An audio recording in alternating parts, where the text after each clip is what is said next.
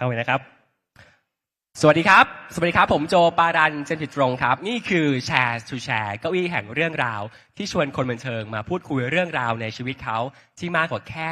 ข่าวบันเทิงครับวันนี้เราอยู่กันนอกสถานที่เป็นครั้งแรกของรายการแชร์ทูแชร์นะครับเราอยู่ที่ SCBX Next Stage ชั้น 4 สยามพารากอนแล้วก็วันนี้ฮะจุดเริ่มต้นของงานในวันนี้คือว่าเราถามPDXว่าอยากให้ใครเป็นแขกรับเชิญของแชร์ทูแชร์มากที่สุดและในวันนี้เขาทั้งสองคนอยู่ที่นี่กับเราครับขอเสียงปรบมือให้กับซีและนูนิว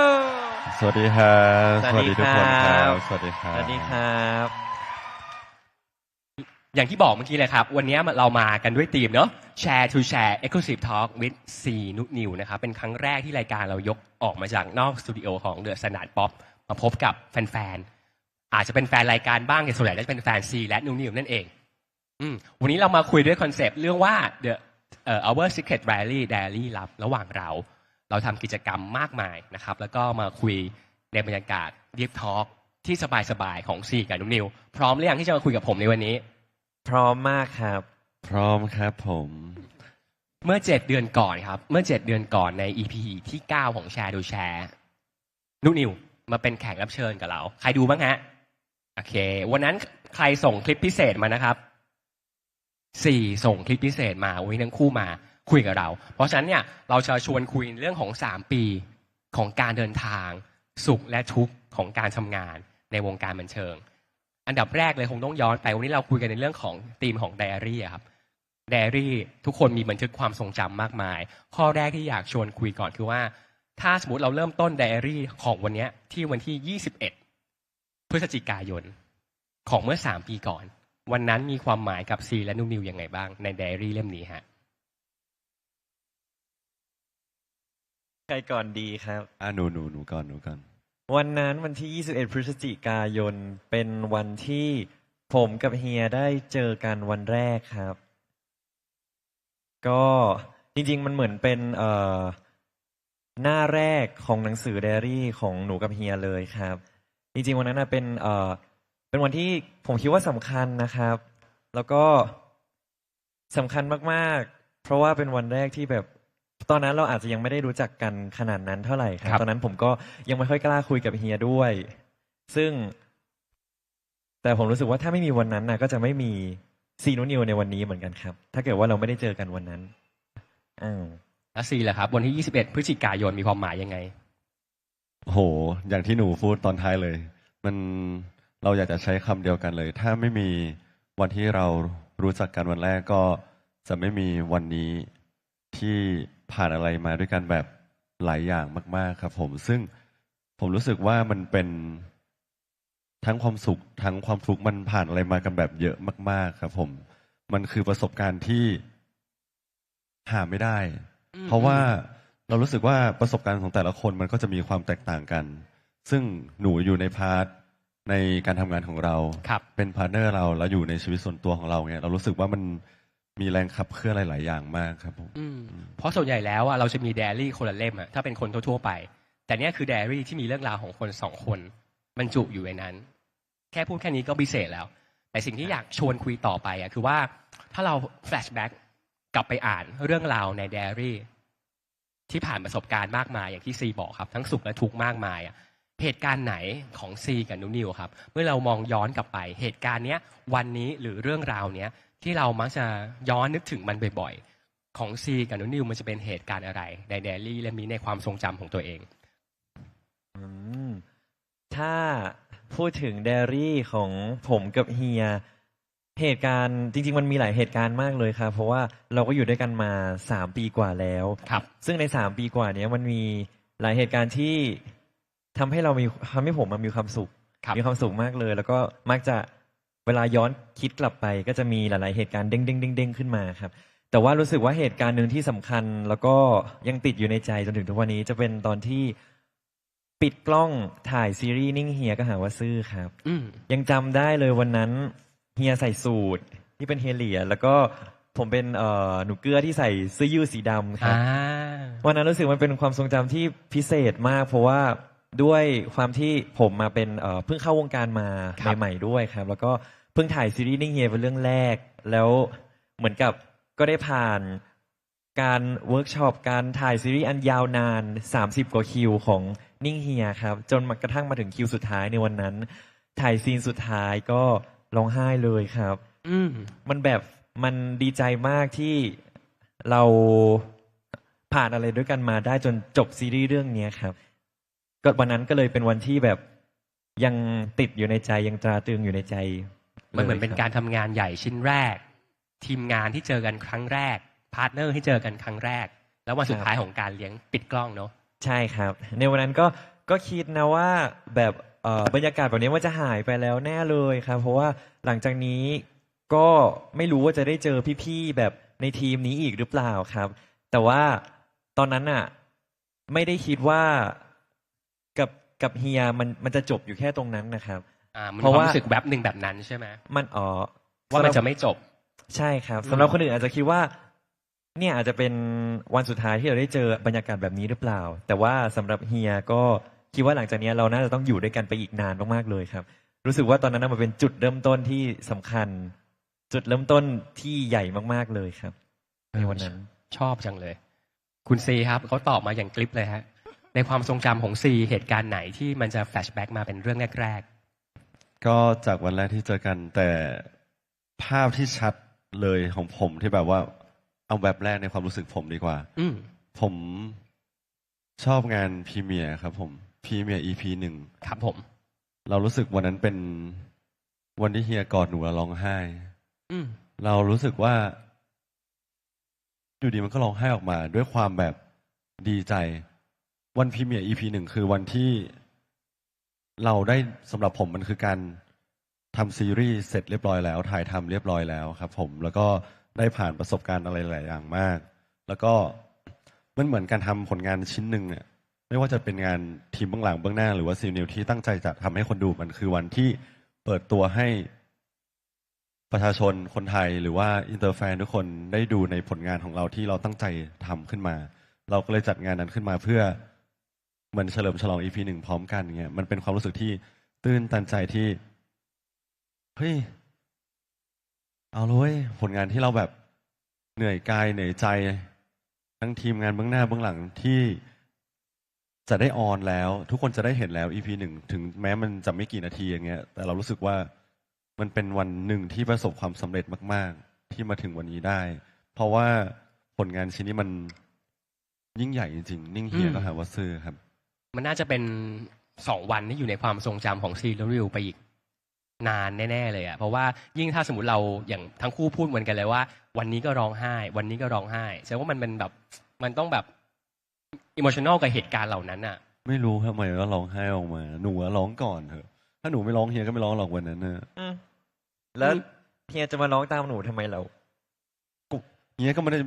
ได้จะคอนโทรลตัวเองให้มันร้องไม่ได้ก็ร้องไม่รู้ร้องไปเองร้องไปแล้วด้วย โอเค เราผ่านหน้าแรกที่ความทรงจำของแดรี่ครับ ในการทำงานวงการบันเทิงมา3 ปีเนี่ยคำถามที่ศิลปินดารามักจะถูกถามเสมอ คือเรื่องราวที่อยู่ในความทรงจำในชีวิตของตัวเองที่ชอบนู่นนี่นั่นอย่างเงี้ยครับ แต่ว่าวันนี้เราอยากจะถามแบบนี้ เราอยากจะถามสลับกันว่าตั้งแต่รู้จักกันมาเหตุการณ์หรือถามซีก่อนนะ เรื่องราวเหตุการณ์อะไรของนุนิวฮะที่เรารู้สึกประทับใจเหตุการณ์เหล่านี้เรื่องราวของนุนิวแบบเนี้ยสิ่งที่เขาทำแบบเนี้ยหรือเหตุการณ์อะไรก็แล้วแต่ที่แบบเอ้ยเนี่ยเราชอบเรื่องราวแบบเนี้ยของนุนิวเช่นเดียวกันเรื่องราวอะไรของซีครับนุนิวอาจจะเป็นเรื่องการทำงานเรื่องไลฟ์สไตล์เรื่องชีวิต เรื่องการเป็นสมาชิกในครอบครัวอะไรก็ได้ เราประทับใจอะไรเราชื่นชอบเหตุการณ์อะไรของซีบ้าง เราให้ซีเล่าก่อนว่าถ้าเป็นเหตุการณ์ของนูนิวอ่ะซีชอบเหตุการณ์อะไรเรื่องราวอะไรของนูนิว ผมก่อนใช่ไหมฮะ ใช่ครับผม จริงๆมีหลายเหตุการณ์มากที่เฮียชอบแต่รู้สึกเรื่องหนึ่งที่เฮียอยากยกเรื่องนี้มาพูดให้ทุกคนได้ฟังคือ เราเปรียบเทียบตัวเอง บางอย่าง เราหาความสุขได้จากสิ่งเล็ก ครับ ๆ แต่ผมมักมองข้าม เราได้รับอินเนอร์นี้จากหนูมา ซึ่งมันเป็นความสุขเล็ก ๆ ของหนู และซึ่งมันอยู่ในทุกๆวัน แล้วผมรู้สึกว่าหนูอะแบบแฮปปี้จริงว่ะ อืม คือหนูชอบกินฮะ อืม จริง ๆ ทุกคนอาจจะเห็นคำว่าการชอบกินมันเป็นอะไรที่แบบ เออ คุณได้ทานอาหารอร่อยหรือว่ามีอาหารอยู่ตรงหน้าแต่หนูจะเป็นแบบเหมือนบางทีเราแบบว่าอดกินเพื่อให้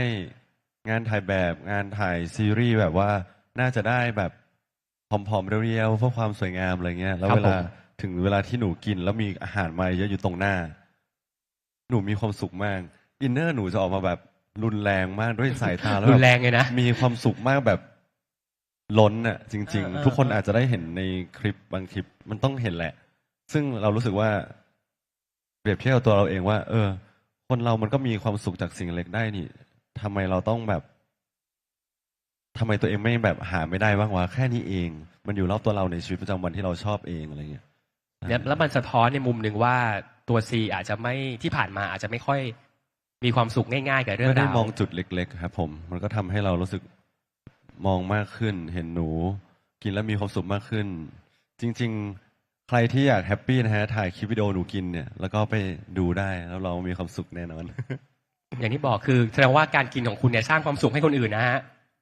อย่าหยุดกินนะฮะ เปิด YouTube เลยหนู ก็ดีแล้วครับ สร้างความสุขให้ตัวเองแล้วก็ยังสร้างความสุขให้คนอื่นได้ด้วยครับ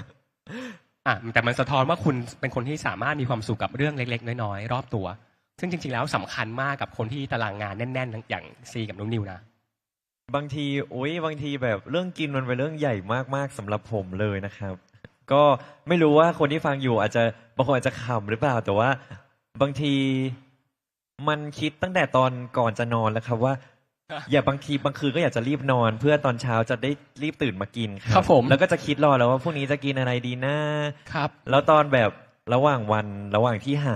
ระหว่างที่กำลังจะเริ่มมื้อเช้าหรือมื้อกลางวันเงี้ยครับบางมื้อผมก็จะสั่ง Delivery มา อ่า แล้วแบบตอนที่เลื่อนดูในแอป Delivery ครับมันมีความสุขมากเลย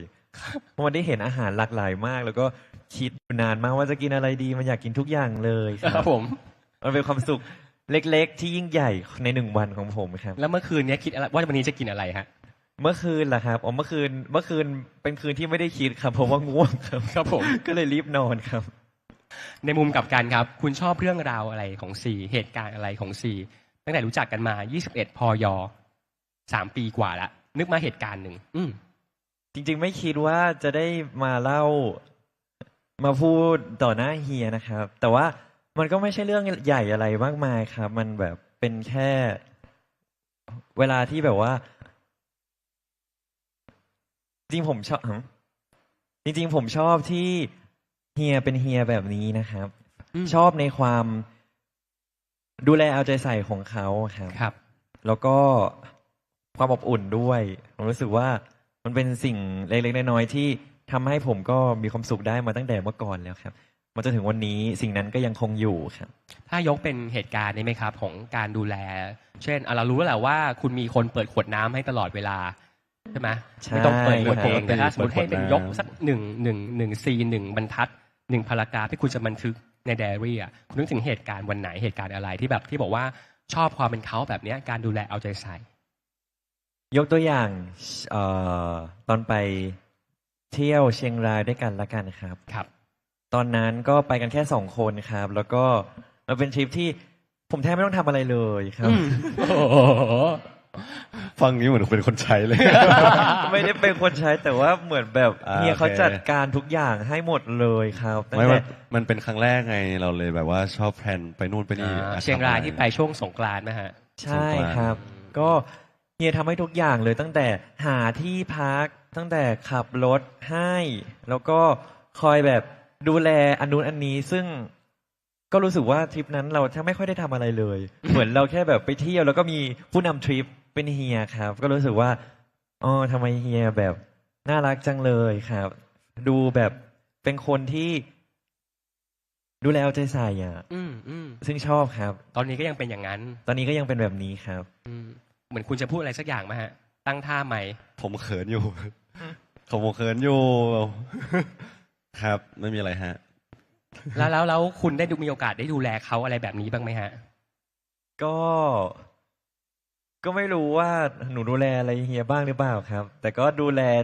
มากที่สุดเท่าที่ ผม จะ ว่าผม ดูแล ถาม ได้ ผิดคน เขาดูแลอะไรคุณบ้างหรือเปล่าฮะ ดูสิครับ ก็ทุกวันนี้ก็ดูแลซึ่งกันและกันครับ ผม ใช่ จริง ๆ มันก็คือเรื่องทั่วไปที่ทุกคนดูแลกันเลยครับ ผมอยู่ที่ว่า มันจะสม่ำเสมอแค่ไหนครับผม ใช่ สม่ำเสมอไหมครับคุณนุนิวเนี่ยเรื่องหมายถึงเรื่องกินเนี่ยสม่ำเสมอไหม เรื่องไหนอะผมไม่รู้อยากจะเปรียบเทียบเรื่องไหน อืม แต่ตอนนี้ถ้าอยู่ด้วยกันมาเราก็สม่ำเสมอกันทั้งคู่ เดี๋ยวเราจะชวนคุยเรื่องเชียงราย ครับ เชียงราย แต่ยังไม่คุยตอนนี้นะครับ ยังไม่คุยตอนนี้ สิ่งที่อยากจะชวนคุยต่อไปคือว่าในการทำงานในความทรงจำมันไม่ได้มีแค่เรื่องสวยงามในการทำงานในวงการบันเทิง ถึงแม้เราจะนั่งอยู่ในแสงไฟมีแฟนคลับชูป้ายเรื่องความรักอะครับ ในการทำงานมีความเหนื่อย ความยากสาหัส ที่คนที่ไม่ได้อยู่ในวงล้อมเนี้ยอาจจะไม่รู้ว่าต้องเจอเรื่องราวอะไร บทเรียนสำคัญอะไรบ้าง ถ้าย้อนกลับไปตั้งแต่การทำงานของซีอาจจะยาวนานกว่านิวเพราะว่าเข้ามาในวงการก่อน ถ้าให้ย้อนคิดถึงบทเรียนชีวิตนะครับบางทีมันอาจจะไม่ใช่เรื่องของการทำงานก็ได้นะครับ แต่ถ้าเป็นบทเรียนชีวิตที่ซีกับนิวรู้สึกว่ามันเป็นบทเรียนที่ยากลำบากที่สุดที่เราเจอมา แต่สุดท้ายแล้วอ่ะมันกลายเป็นบทเรียนบางอย่างที่มันสอนให้เราก้าวผ่านเหตุการณ์นั้นมันได้ เรื่องราวในชีวิตอะไรของซีกับนิวที่เราจะคิดว่ามันเป็นบทเรียนสำคัญที่เราสามารถเอามาเตือนตัวเองและสามารถมาแชร์ในเวทีนี้ได้บ้างครับใครก่อนก็ได้ครับ ผมก่อนก็ได้ครับ ครับผม บทเรียนในชีวิตนะครับ จริงๆก็ถ้าเป็นเมื่อก่อน ผมก็เป็นเด็กธรรมดาคนหนึ่งนี่แหละครับเรียนไปวันๆแล้วก็ไม่ได้ทำอะไรพิเศษมากมายขนาดนั้นครับนอกจากเมื่อก่อนนี่ไม่มีอะไรเลยในชีวิตครับนอกจากเรียนกินนอนแล้วก็ทำอะไรที่เด็กๆทั่วไปเขาทำครับอย่างเล่นเกมดูการ์ตูนอย่างเงี้ยครับเมื่อก่อน ครับผม แบบยังไม่ได้วางแผนในชีวิตมากมายขนาดนั้นครับจนกระทั่งช่วงเริ่มเข้ามาในวงการครับตอนนั้นเพิ่งจะเข้ามหาลัย ครับผม ตอนนั้นอยู่ปีหนึ่งครับปีหนึ่งปีสองนี่นะครับ ก็เข้ามาในวงการแล้วก็มันก็เป็นสิ่งใหม่ ๆ ในชีวิตของผมครับใหม่มากที่ไม่เคยคิดมาก่อนว่าในชีวิตนี้จะได้ทำสิ่งนี้ครับ ครับผม ก็พอได้รู้จักผู้จัดการท่านแรกครับพี่จิวก็พาไปตามที่ต่างๆ พาไปเข้าตามที่ต่างๆ ครับ ก็ไม่ได้ถูกผมก็ไม่ได้ถูกให้ความสนใจมากมายขนาดนั้นครับ เพราะว่ายังใหม่มากๆเลยจนกระทั่งไปอยู่ที่หนึ่งแล้วเป็นโปรเจกต์หนึ่งครับ ซึ่งรู้สึกว่าเรื่องราวนี้ผมจริงๆผมอาจจะเคยเล่าไปแล้วครับ แต่ว่ารู้สึกมันเป็นบทเรียนที่สำคัญในชีวิตของผมมากๆ เพราะว่ามันเป็นจุดเริ่มต้นของการในทำงานวงการบันเทิงของผมเลยครับ ซึ่งตอนนั้นก็เป็นโปรเจกต์หนึ่งที่ผมจะได้เล่นซีรีส์ใหญ่เรื่องหนึ่งครับ แล้วก็ผ่านการเวิร์กช็อปผ่านการฟิตติ้งผ่านการใดๆมาหมดแล้วครับกำลังจะเริ่มถ่าย แล้วอยู่ดีๆมันก็ล่มไป ซึ่งผมมาส่วนตัวเป็นคนที่พอเวลาจะตั้งใจทำอะไรแล้ว ผมจะทุ่มกับมันมากๆเลยครับ ครับ ซึ่งตอนนั้นเราก็มีทั้งเรื่องเรียน แล้วก็ต้องมีแบ่งเวลามาเรื่องซีรีส์ด้วย ซึ่งตอนนั้นบอกเลยว่าค่อนข้างจะเทมาทางซีรีส์ซะมากกว่าครับ เพราะว่ามันเป็นอะไรที่แบบใหม่มากแล้วก็มันเข้าสู่การทำงานแล้ว เราจะไร้ความรับผิดชอบไม่ได้ครับ เพราะว่ามีพี่ๆที่ทำงานคนอื่นอีกเยอะแยะมากมายเลยครับ เราก็เลยทุ่มกับตรงนั้นพอสมควรเลยเทใจไปให้เยอะมากๆครับ แต่ว่าพอมันผ่านอะไรมามากผ่านอะไรมาแล้ว แล้วก็พอกำลังจะถ่ายปุ๊บแล้วมันก็ล่มไป ครับ มันก็ผิดหวังมากๆครับ เฟลอย่างแรงเลย บวกกับพอไปที่อื่นๆ แล้วก็ไม่ได้มีที่ที่ให้ความสนใจเรามากมายขนาดนั้นด้วย จนตอนนั้นก็เกือบจะยอมแพ้ไปแล้วครับ คนหลายคนอาจจะมองว่าเร็วไปไหมสำหรับคนที่เข้าวงการมาแล้ว เพิ่งเจอโปรเจกต์แรกแล้วล่ม แล้วจะยอมแพ้ ก็สำหรับผมก็แล้วแต่คนจะมองแหละครับ ว่าบางคนอาจจะมองว่าทำไมยอมแพ้ง่ายจัง แต่ผมคิดสำหรับผมผมเทใจไปให้โปรเจกต์นี้ค่อนข้างเยอะครับ ก็เลยผิดหวังมากๆเลย แต่ว่าแต่ผมก็ผ่านตรงนั้นมาได้ครับ แล้วก็พอนึกย้อนไปวันนี้ก็ไม่เสียใจที่วันนั้นแบบฮึบขึ้นมาได้ครับฮึบขึ้นมาเดินหน้าต่อ เหมือนที่นิวบอกว่านิวอาจจะเคยเล่าเหตุการณ์แบบนี้มาแล้วเล่าเรื่องนี้มาแล้วบ้างอะจากสิ่งที่เราอยากรู้ครับว่า เวลาเราทุกข์มันไม่ใช่มีแค่ทุกข์เรื่องนั้นอะพอทำงานเรื่อยๆเราไปเจอปัญหาใหม่ๆอยากรู้ว่าร้านนุนิวในวันนี้ที่นั่งคุยกับพี่ตรงเนี้ยฮะเติบโตจากเหตุการณ์ในวันที่เราจะยอมแพ้แล้วอะมาขนาดไหนแล้วครับ โตขึ้นเยอะมากเลยครับ หลังจากวันนั้นก็ผ่านการทำงานมาเยอะแยะมากมายเลยครับ ซึ่งพอมาตรงเนี้ย ผมมาโตขึ้นในระดับหนึ่งแล้วแหละ ถ้าเรานึกย้อนกลับไปวันนั้นแล้ว รู้สึกว่าคิดย้อนกลับไปว่าถ้าวันนั้นเรายอมแพ้อะเราเป็นคนที่ก็อ่อนแอมากเลยนะครับ อืม ถ้าเป็นสำหรับตัวเราเองที่มองจากวันนี้นะครับ ครับ เพราะวันนี้เรามองว่า ถ้าตอนนี้มีโปรเจกต์สักโปรเจกต์หนึ่งแล้วเราตั้งใจมากๆแล้วล่มไป ตอนนี้ผมก็เสียใจถามว่าเสียใจไหมเสียใจครับ แต่ว่าเราจะไม่เฟลเท่าเมื่อก่อนแล้วครับ อืม เพราะว่าเราแข็งแกร่งขึ้น เราแบบเริ่มมีภูมิขึ้น เราเริ่มเข้าใจอะไรหลาย ๆ อย่างมากขึ้นครับ เราก็จะคิดได้ว่า ถึงอันนี้จะล่มไป มันก็ยังมีอย่างอื่นให้เราทำได้อีกมากมายเลยครับ อืม ดีนะ มันเหมือนประสบการณ์มาทำให้เราเชฟในการเจอเรื่อง ซึ่งอาจจะเป็นเรื่องหนักๆแต่ว่าเชฟมันในมุมมองแบบประสบการณ์ในอดีตที่มาสอนเรา ครับ อืม จริง ๆ มีหลายอย่างมากเลยที่เมื่อก่อนพอเจอปุ๊บ เราอาจจะเซนซิทีฟกับมันมากเลยครับ แต่ว่าพอเราผ่านอะไรมาก็3 ปีกว่าแล้ว ตอนนี้ค่อนข้างมีภูมิต้านทานที่เยอะมากขึ้นเยอะมากๆแล้วครับ เราเห็นแล้วเราเชื่ออย่างนั้นจริง ๆ เพราะว่าตอน7 เดือนก่อนที่เราคุยกันนะครับ ประโยคนึงที่พี่บอกในอีพีนั้นกับนุนิวก็คือว่าโหนุนิวดูพูดเก่งกว่าช่วง3 เดือนแรกที่เริ่มให้สัมภาษณ์สื่ออีกอะแล้วพอมานั่งคุยกันตรงนี้ฮะผมว่าแฟนคลับต้องรู้เขาพูดเก่งกว่าเมื่อ7 เดือนที่แล้วแบบไปไหนแล้วไม่รู้ฮะซึ่งหนึ่งมันต้องมาจากความมั่นใจ ครับ มันต้องมาจากความมั่นใจ อันนี้ใช่เลยครับ เมื่อก่อนผมไม่มั่นใจในตัวเองเลยครับ เมื่อก่อนจริงๆผมอาจจะเป็นเด็กกิจกรรมด้วยตั้งแต่ตอนเรียนแล้วครับ แต่ว่า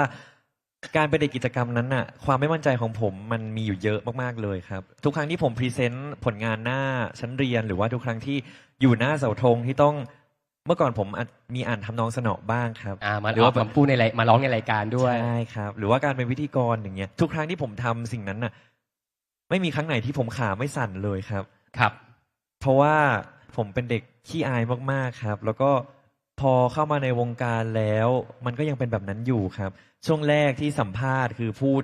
แบบปากสั่นอยู่ตลอดเวลาเลย คิดอะไรก็ไม่ออกหัวตื้อไปหมดเลยครับ แต่ว่าพอเราได้รู้จักแฟนๆเยอะมากขึ้น ได้แบบอยู่ต่อหน้าพวกผู้คนเยอะมากมาย แล้วก็ได้ไปตามรายการนู้นรายการนี้ได้สัมภาษณ์บ่อยขึ้น ผมก็มีความมั่นใจมากขึ้นเยอะเลยครับ จริงๆไม่ใช่แค่มาจากตัวผมนะครับที่ทำให้ผมมั่นใจขึ้น มาจากทุกคนเลยครับแฟนๆในที่นี้ที่คอยแบบเป็นแรงเชียร์อัพให้ผมแบบเอาเลย อืม ทำเลยครับ ไม่ต้องกลัว ซึ่งมันก็เป็นพลังที่ทำให้ผมเติบโตขึ้นเยอะมากเลยครับ ถ้าจะตัดสินใจเป็นพิธีกรจริงจังอะครับ เหลือพื้นที่ให้พี่บ้างนะครับ แต่เรื่องพิธีกรผมว่ามันยังห่างจากตัวผมเยอะมากเลยนะครับ ขอให้ลูกพี่เรียนจบก่อนแล้วกัน เอาขอแค่นั้นแหละ เราถือว่าเรารู้จักเราขอแค่นี้ คิดว่าเป็นไม่ได้หรอกครับ พิธีกรผมนะ เป็นได้ไหมครับ รู้เลย หลังจาก รู้ ลูก เลย ใครเรียนจบนะฮะ ไม่ตอบอ่ะ คุณมีอะไรจะเสริมไหมหรือโอเคแล้ว complete ยังพูดไม่ได้ฮะเขาบอกว่าเขาเป็นพิธีกรไม่ได้ เดี๋ยวรู้เลย เฮ้ยอ่ะสลับมาที่ 4 บ้างครับ ถ้าในไดอารี่ของ 4 ครับ บทเรียนสำคัญ บทเรียนชีวิตสำคัญ ที่เรารู้สึกว่าบทเรียนเนี้ย มันทำให้เราเติบโตขึ้น โอเค มันอาจจะเป็นบทเรียนที่เจ็บปวดเบอร์ไหนพี่ก็ไม่รู้เหมือนกัน แต่เป็นบทเรียนสำคัญที่ทำให้เราเติบโตขึ้นมาในชีวิตของ 4 จะนึกถึงเรื่องอะไรครับ อืม ของผมน่าจะเป็นเรื่อง ตอนเข้าวงการมาครั้งแรก ก่อนหน้านี้เราเป็นอินฟลูเอนเซอร์ใช่ไหมครับผม ครับผม อินฟลูเอนเซอร์เสร็จแล้วก็ได้มีโอกาสทำซีรีส์กับทางค่ายก็คือพี่ออฟนี่แหละ ครับ ก่อนที่จะรู้จักหนูด้วยซ้ำครับ ผมก็น่าจะเป็นเรื่องคอมเมนต์ต่างๆ นานาบางอย่างที่เรายังไม่ได้ทำอะไรเลย แล้วก็เขาไปแบบว่าไปพูดในเชิงลบ หรือว่าในเชิงที่ไม่ได้เป็นความจริง หรือว่าการเติมแต่งหรือทำให้เรื่องนั้นไม่ได้เป็นเรื่องจริงเงี้ยครับผมช่วงนั้นเราก็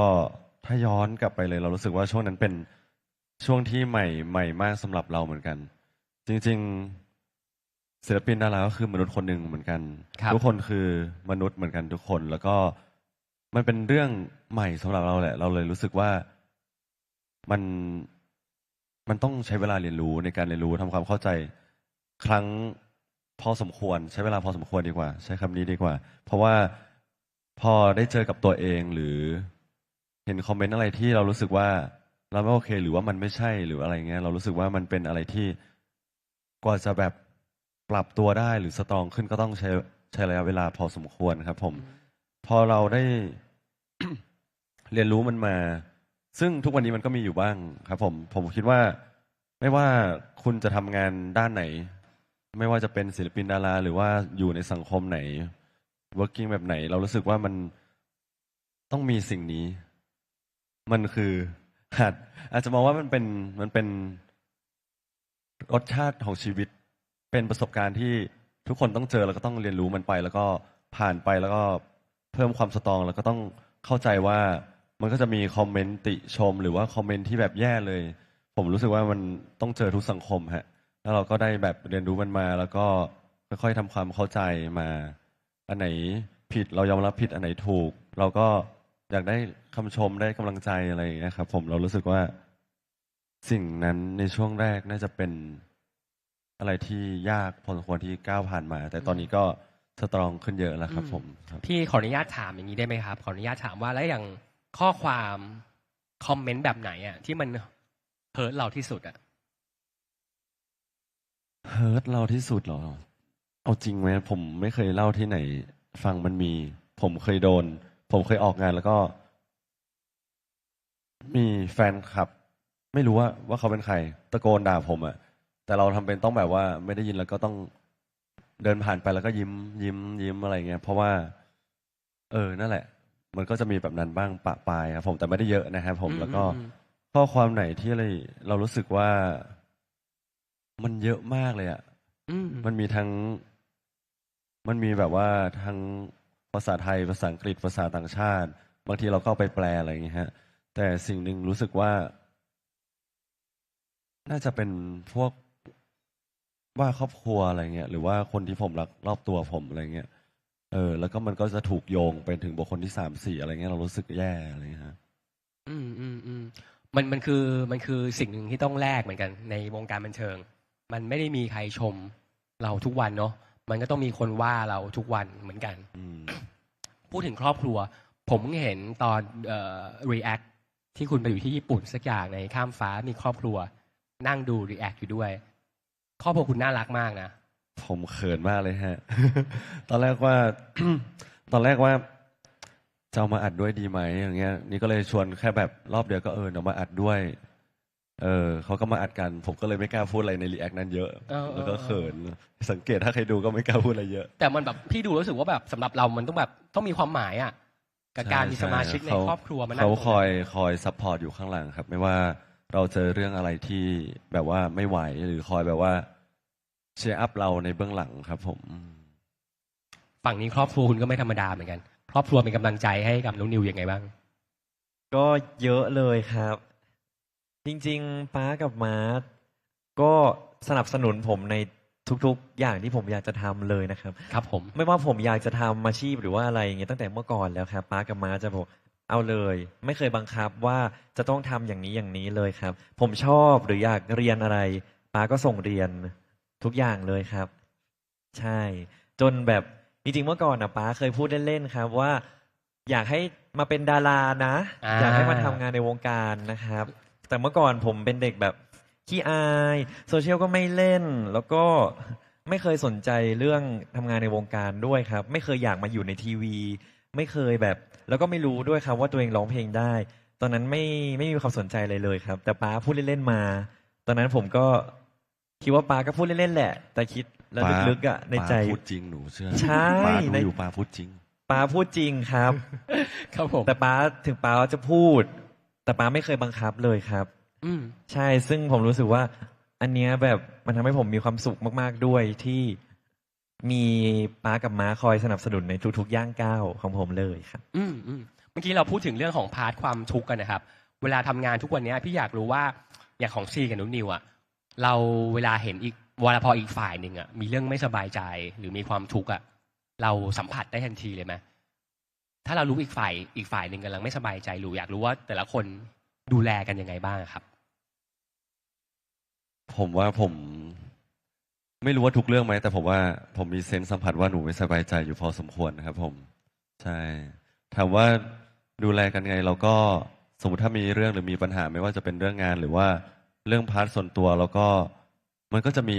ไทามมิ่งของมัน เราก็หาจังหวะนั้นว่ามาคุยกันว่าเป็นอะไรหรือว่าบางทีไม่ได้ถามว่าเป็นอะไรก็หยอกเล่นให้แบบดีขึ้นอะไรอย่างเงี้ยครับผมแล้วก็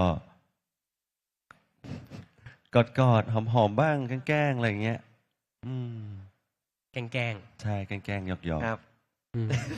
แก้ครับ คุณรู้ไหมฮะ เวลาเฮียเขามีเรื่องไม่สบายใจ จริงๆก็รู้นะครับ เพราะว่า อืม แต่ว่าปกติ เวลาแบบเฮียเครียดหรืออะไรถามว่าดูออกไหมก็ดูออกนะครับ แต่ว่าผมอาจจะไม่ค่อยได้พูด ไม่ได้พูด เยอะขนาดนั้นครับเพราะไม่รู้ว่าเฮียอยากเล่าหรือเปล่า ผมมาเป็นคนที่เวลาเครียดแล้ว จะไม่ค่อยเล่าอะไรให้คนอื่นฟังครับ ก็เลยอาจจะยึดกับตัวเองมั้งครับว่า ถ้าเป็นคนอื่น แบบมีเรื่องอะไรในใจแล้วจะอยากให้คนอื่น คนรอบๆมาถามไหมผมก็เลยอาจจะติดตรงนี้ว่าผมก็เลยไม่ค่อยได้ถามเฮียเท่าไหร่ครับ เพราะผมเดาจากการที่เราไม่ได้มีโอกาสมานั่งคุยดีพอกับซีมาก่อนเนอะก่อนนี้พี่โจคุยกับนูนิวมาแล้ว แต่สัมผัสได้บางอย่างว่าซีเป็นคนที่ถ้ามีความทุกข์อะไรอ่ะจะเงียบแน่ๆเลยอ่ะจะเก็บหรือเปล่า ๆความจริง ผมก็เก็บไหม แต่ผมว่าหนูเก็บกว่าเฮีย อืม หนูเป็นคนเก็บกว่าเฮียอีกเวลามีเรื่องเครียด นี่ก็เคยบอกเสมอว่า อยากปรึกษาหรือว่าอยากพูดให้ฟังก็บอกครับผม แต่ถามว่าในพาร์ทผมมันแล้วแต่เรื่องดีกว่า เพราะว่าเมื่อก่อนอ่ะใช่ครับ ชอบเงียบชอบเก็บ แต่รู้สึกว่ามันแล้วแต่สตอรี่เนาะไม่รู้สิว่าการการเงียบมันก็ดีแหละ หลายคนอาจจะรู้ว่าการเงียบมันอาจจะเป็นการที่ดี แต่บางเรื่องเงียบมันก็ไม่ช่วยอะไรอะไรอย่างเงี้ยครับ มันก็แล้วแต่บางพาร์ท เมื่อกี้นูนิวเล่าถึงเรื่องที่คุณพ่ออยากให้มาทำงานในวงการบันเทิงครับ วันเนี้ยเราอยู่ในพื้นที่เนี้ยมา3 ปีแล้วอะมันรู้สึกยังไง กับสิ่งที่พ่ออาจจะพูดในวันนั้น จริงไม่จริงอยู่ไกลจากความฝันแค่ไหนพอวันเนี้ยเรากำลังอยู่ตรงเนี้ยรู้สึกยังไงฮะกับการเดินทาง3 ปีในวันนี้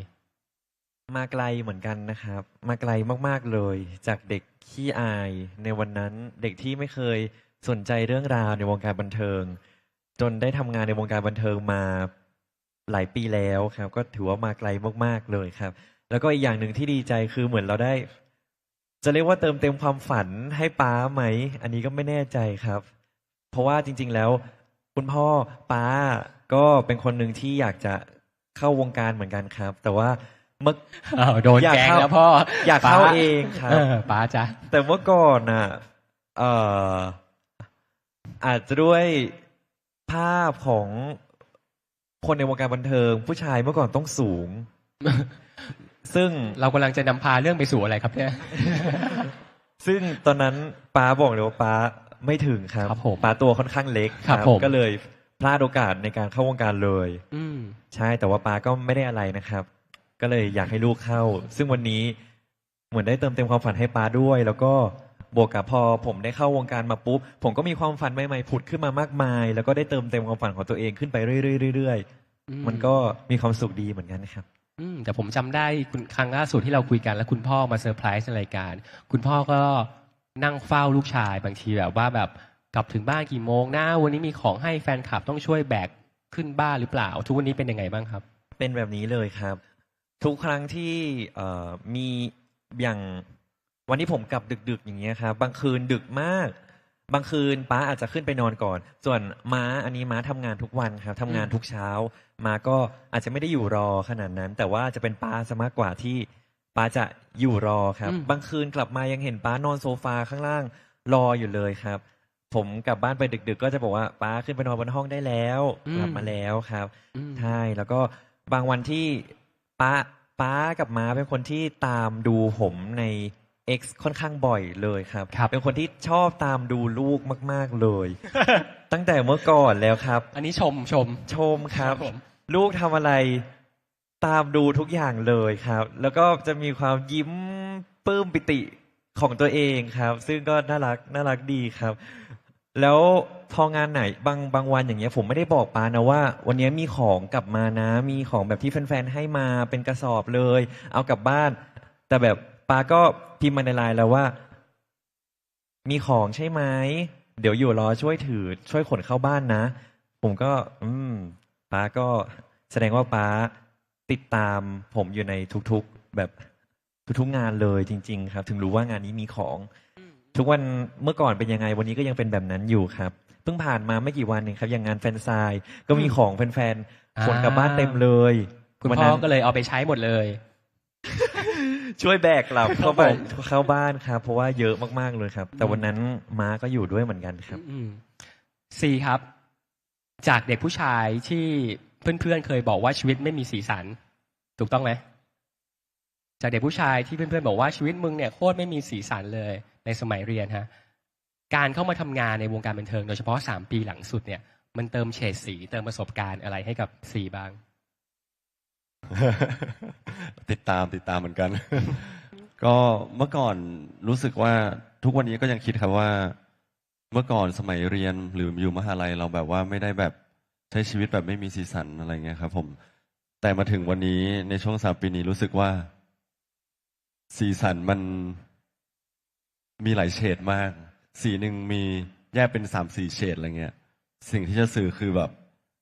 ชีวิตมีสีสันขึ้นเยอะมากครับผมแต่แบบว่าได้เห็นมุมมองหลายทางมาก เพราะว่าส่วนตัวเรามีเพื่อนหลายกลุ่มมากครับผมก็ได้ยินเรื่องเพื่อนบ้างปะปายในทางที่แบบว่าหลายเฉดมากครับผมก็สนุกดีฮะผมคิดว่าการที่เราได้อยู่ในทุกเฉดมันทำให้เราได้เรียนรู้แล้วก็โตไวขึ้น แล้วเราก็ปรับประยุกต์ใช้ในความคิดเราทัศนคติของเราให้ดีขึ้น แม่ผมเคยบอกเสมอว่า ลูกไม่จำเป็นต้องเรียนเก่ง แม่อยากให้เรียนจบ เพราะว่าได้ป.ตรี ครับ คือแค่ไม่ต้องเรียนเก่งขอเรียนจบ แล้วก็ไม่เบียดเบียนผู้อื่น สิ่งนี้คือสิ่งที่ผมจำขึ้นใจที่แม่พูดทุกวันนี้ แล้วเรารู้สึกว่า ความจริงแล้วอ่ะการพึ่งตัวเองอ่ะมันดีที่สุด ครับ ใช่ครับผม แต่หมายถึงในเรื่องทุกงานมันก็ต้องพึ่งพาซึ่งกันและกัน แต่หมายถึงในพาร์ทชีวิต คือการที่พึ่งตัวเองอ่ะมันดีที่สุด พอเราได้เริ่มจากการทอทำทันที เราก็จะได้สิ่งที่เราอยากจะทำหรือว่าต้องการมา หรือเราอยากจะเป็นแบบไหน เอาตัวเราไปยืนอยู่ใกล้สิ่งนั้นไหม เช่นคุณอยากร้องเพลง คุณไปอยู่ในสถานที่คอนเสิร์ตบ่อยขึ้นไหม มันจะได้อินสปิเรชันหรือว่า motivation อะไรสักอย่างที่ให้กำลังใจเรากลับมา หรือถ้าคุณไม่มีงบเปิด YouTube ไหม หรือไปศึกษาอะไรเงี้ยต่างๆ เรารู้สึกว่าสนุกดีครับ มันเหมือนขัดเกลาอะไรบางอย่างให้โตขึ้นเหมือนกันเนอะสำหรับซีเอง ใช่ จาก ครับ ในวัยมหาลัยมัธยมอาจจะมีแค่สีไม่กี่สี ยังเด็กอยู่ครับตอนนี้ ตอนนี้ก็ยังเด็กไหม หันควับเลยเนี่ย แม่บอก ว่า ไม่เชื่อโทรหาแม่ได้เลยตอนนี้ ว่าซียังเด็กอยู่ กลับเชียงรายไป ผมเพิ่งกลับมา ครับ บอกว่าแม่รู้ไหมทุกวันเนี้ยซียังเด็กอยู่นะ เพราะจำคำแม่ได้ว่า ลูกเป็นเด็กสำหรับแม่เสมอ อืม เพราะฉะนั้นคุณก็เลยคุณเลือกจำเหมือนกันเนาะ แล้วผมก็จำอยู่กันเลย เออ ผมก็เลยเป็นเด็กกับแม่ตลอด ครับผม กับทุกคนด้วย นี่ทุกคนก็ยังเด็กนะเอาจริงแล้วอะ ผมกลับมาเรื่องเดิมอะว่า สีหน้าคือแบบว่ายอมรับความจริงกับพี่ ใช่ นะ แล้วผม ครับ ผมยังกังวลอยู่ว่าแฟนคลับคุณเขาไม่เป็นโรคไขข้อกันบ้างเหรอเขาถืออย่างเงี้ย ซึ่งอีกนายนะครับ คุณ อย่าลืมบริหารข้อมือนะฮะ เดี๋ยวจะเหนื่อยเอา ผู้ชายที่นั่งข้างๆนุ่มนิวโตขึ้นกว่าวันแรกที่เรารู้จักขนาดไหนครับ ตั้งแต่วันแรกจริงๆเฮียก็โตแล้วนะ ครับผมเขาบอกเขาเด็กเขาเล่ามา2 นาทีครึ่งเมื่อเขาเด็ก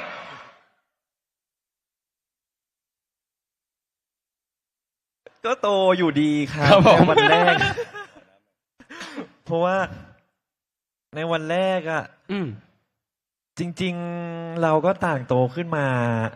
สำหรับเฮีย ครับ ใน ผม วันแรกที่เรารู้จักกันเฮียอาจจะคิดว่าตัวเองเด็กอยู่ครับ ผมก็คิดว่าตอนนั้นผมก็เด็ก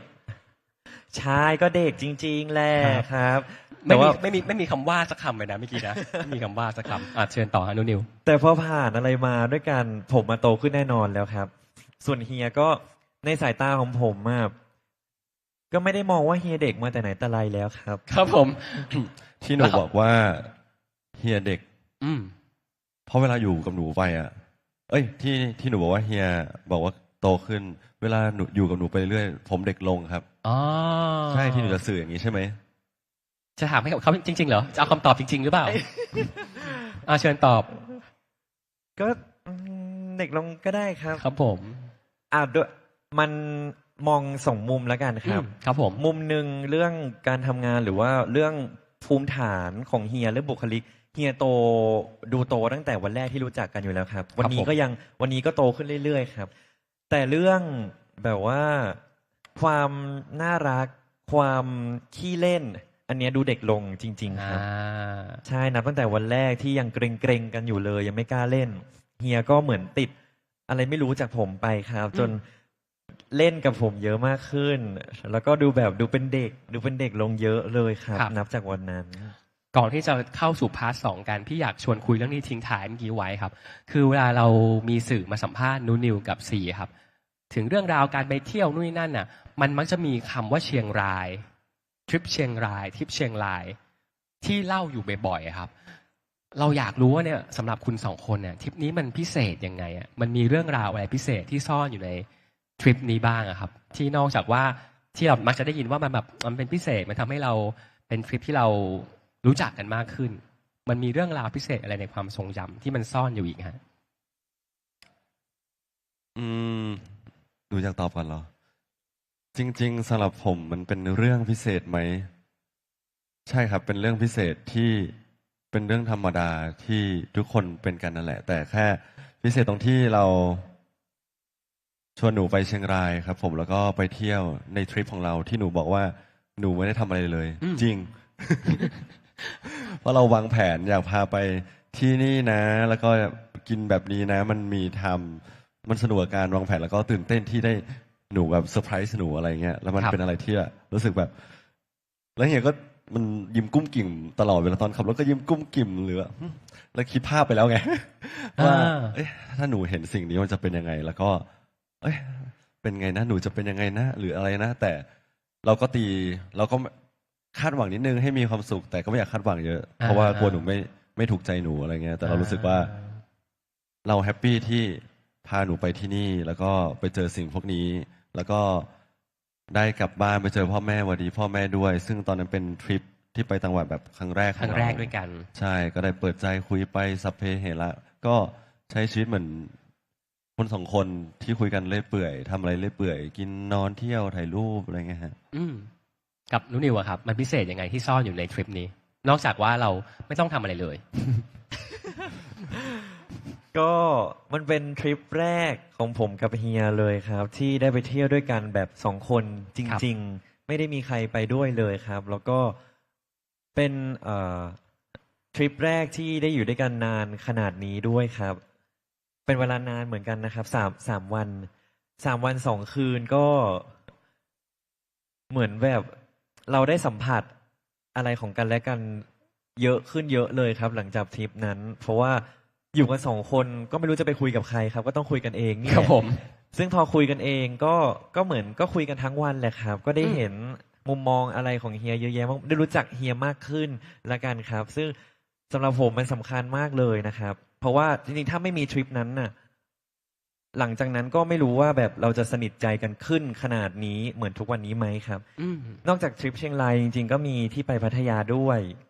ที่ไปพัทยาด้วยกันครับ พัทยาด้วยใช่ อันนั้นก็เป็นอีกทริปหนึ่งที่สำคัญเหมือนกันครับ แต่ว่าผมรู้สึกว่าจริงๆสำคัญทั้ง2 ทริปเลย แต่ว่าถ้าทริปที่แบบประทับใจมากๆ จะเป็นเชียงราย จะเป็นทริปที่ประทับใจที่สุดครับ เพราะว่าตอนนั้นเรายังถามว่าเราสนิทกันไหมก็สนิทกันระดับหนึ่งครั ครับ บ แต่ว่าทริปนั้นมันทำให้แบบ เราได้รู้จักตัวตนของกันและกันมากขึ้นจริง ถ้าต้องเขียนประโยคเดียวฮะในการบอกเล่า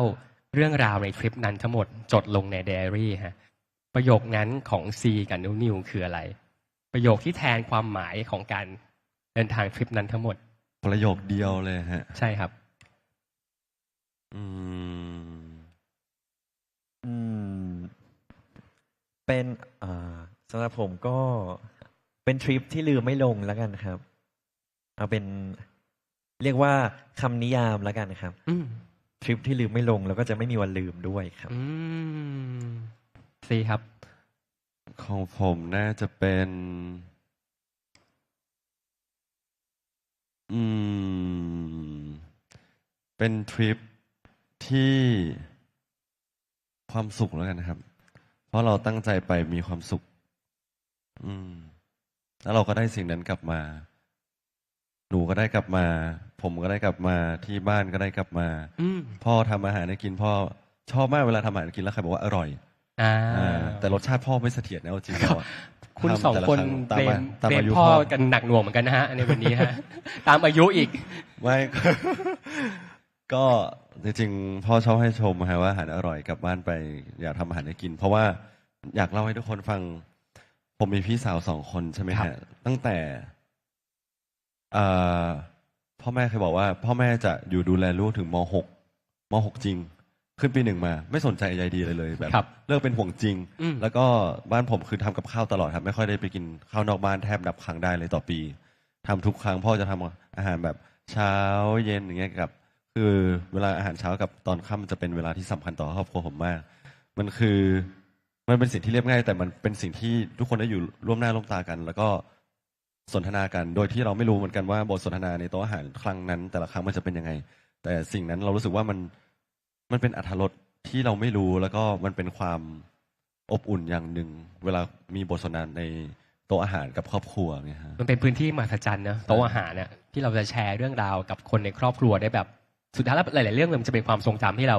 นึกย้อนตอนโต ผมไม่รู้ทุกคนมีบ้างหรือเปล่า เวลาเรานั่งกินข้าวคุณพ่อคุณแม่มันจะมีเหตุการณ์บางอย่าง ตอนเด็ก ๆ ที่มันแบบพอคิดแล้วแบบเฮ้ยดีจังวะวันนั้นก็อาจจะเป็นเหตุการณ์แบบนั้นทริปที่ประทับใจทริปที่ลืมไม่ลงแล้วก็ความสุข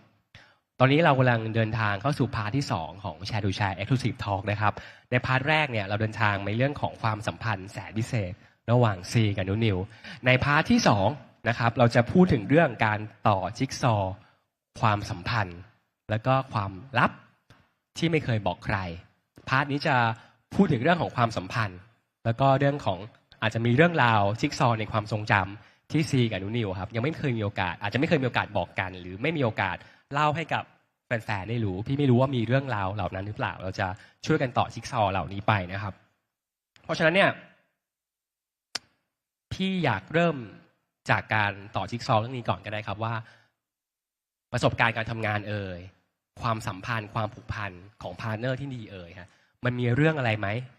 ที่เราจดอยู่ในไดอารี่ที่เราอ่านคนเดียวแล้วเราไม่เคยบอกนูนิวหรือนูนิวไม่เคยบอกซีมันมีเหตุการณ์แบบไหนไหม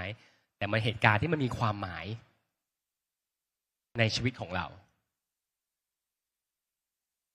ที่ไม่เคยบอกกันมาใช่ไหมฮะ อืม เรามีปรึกษา อืม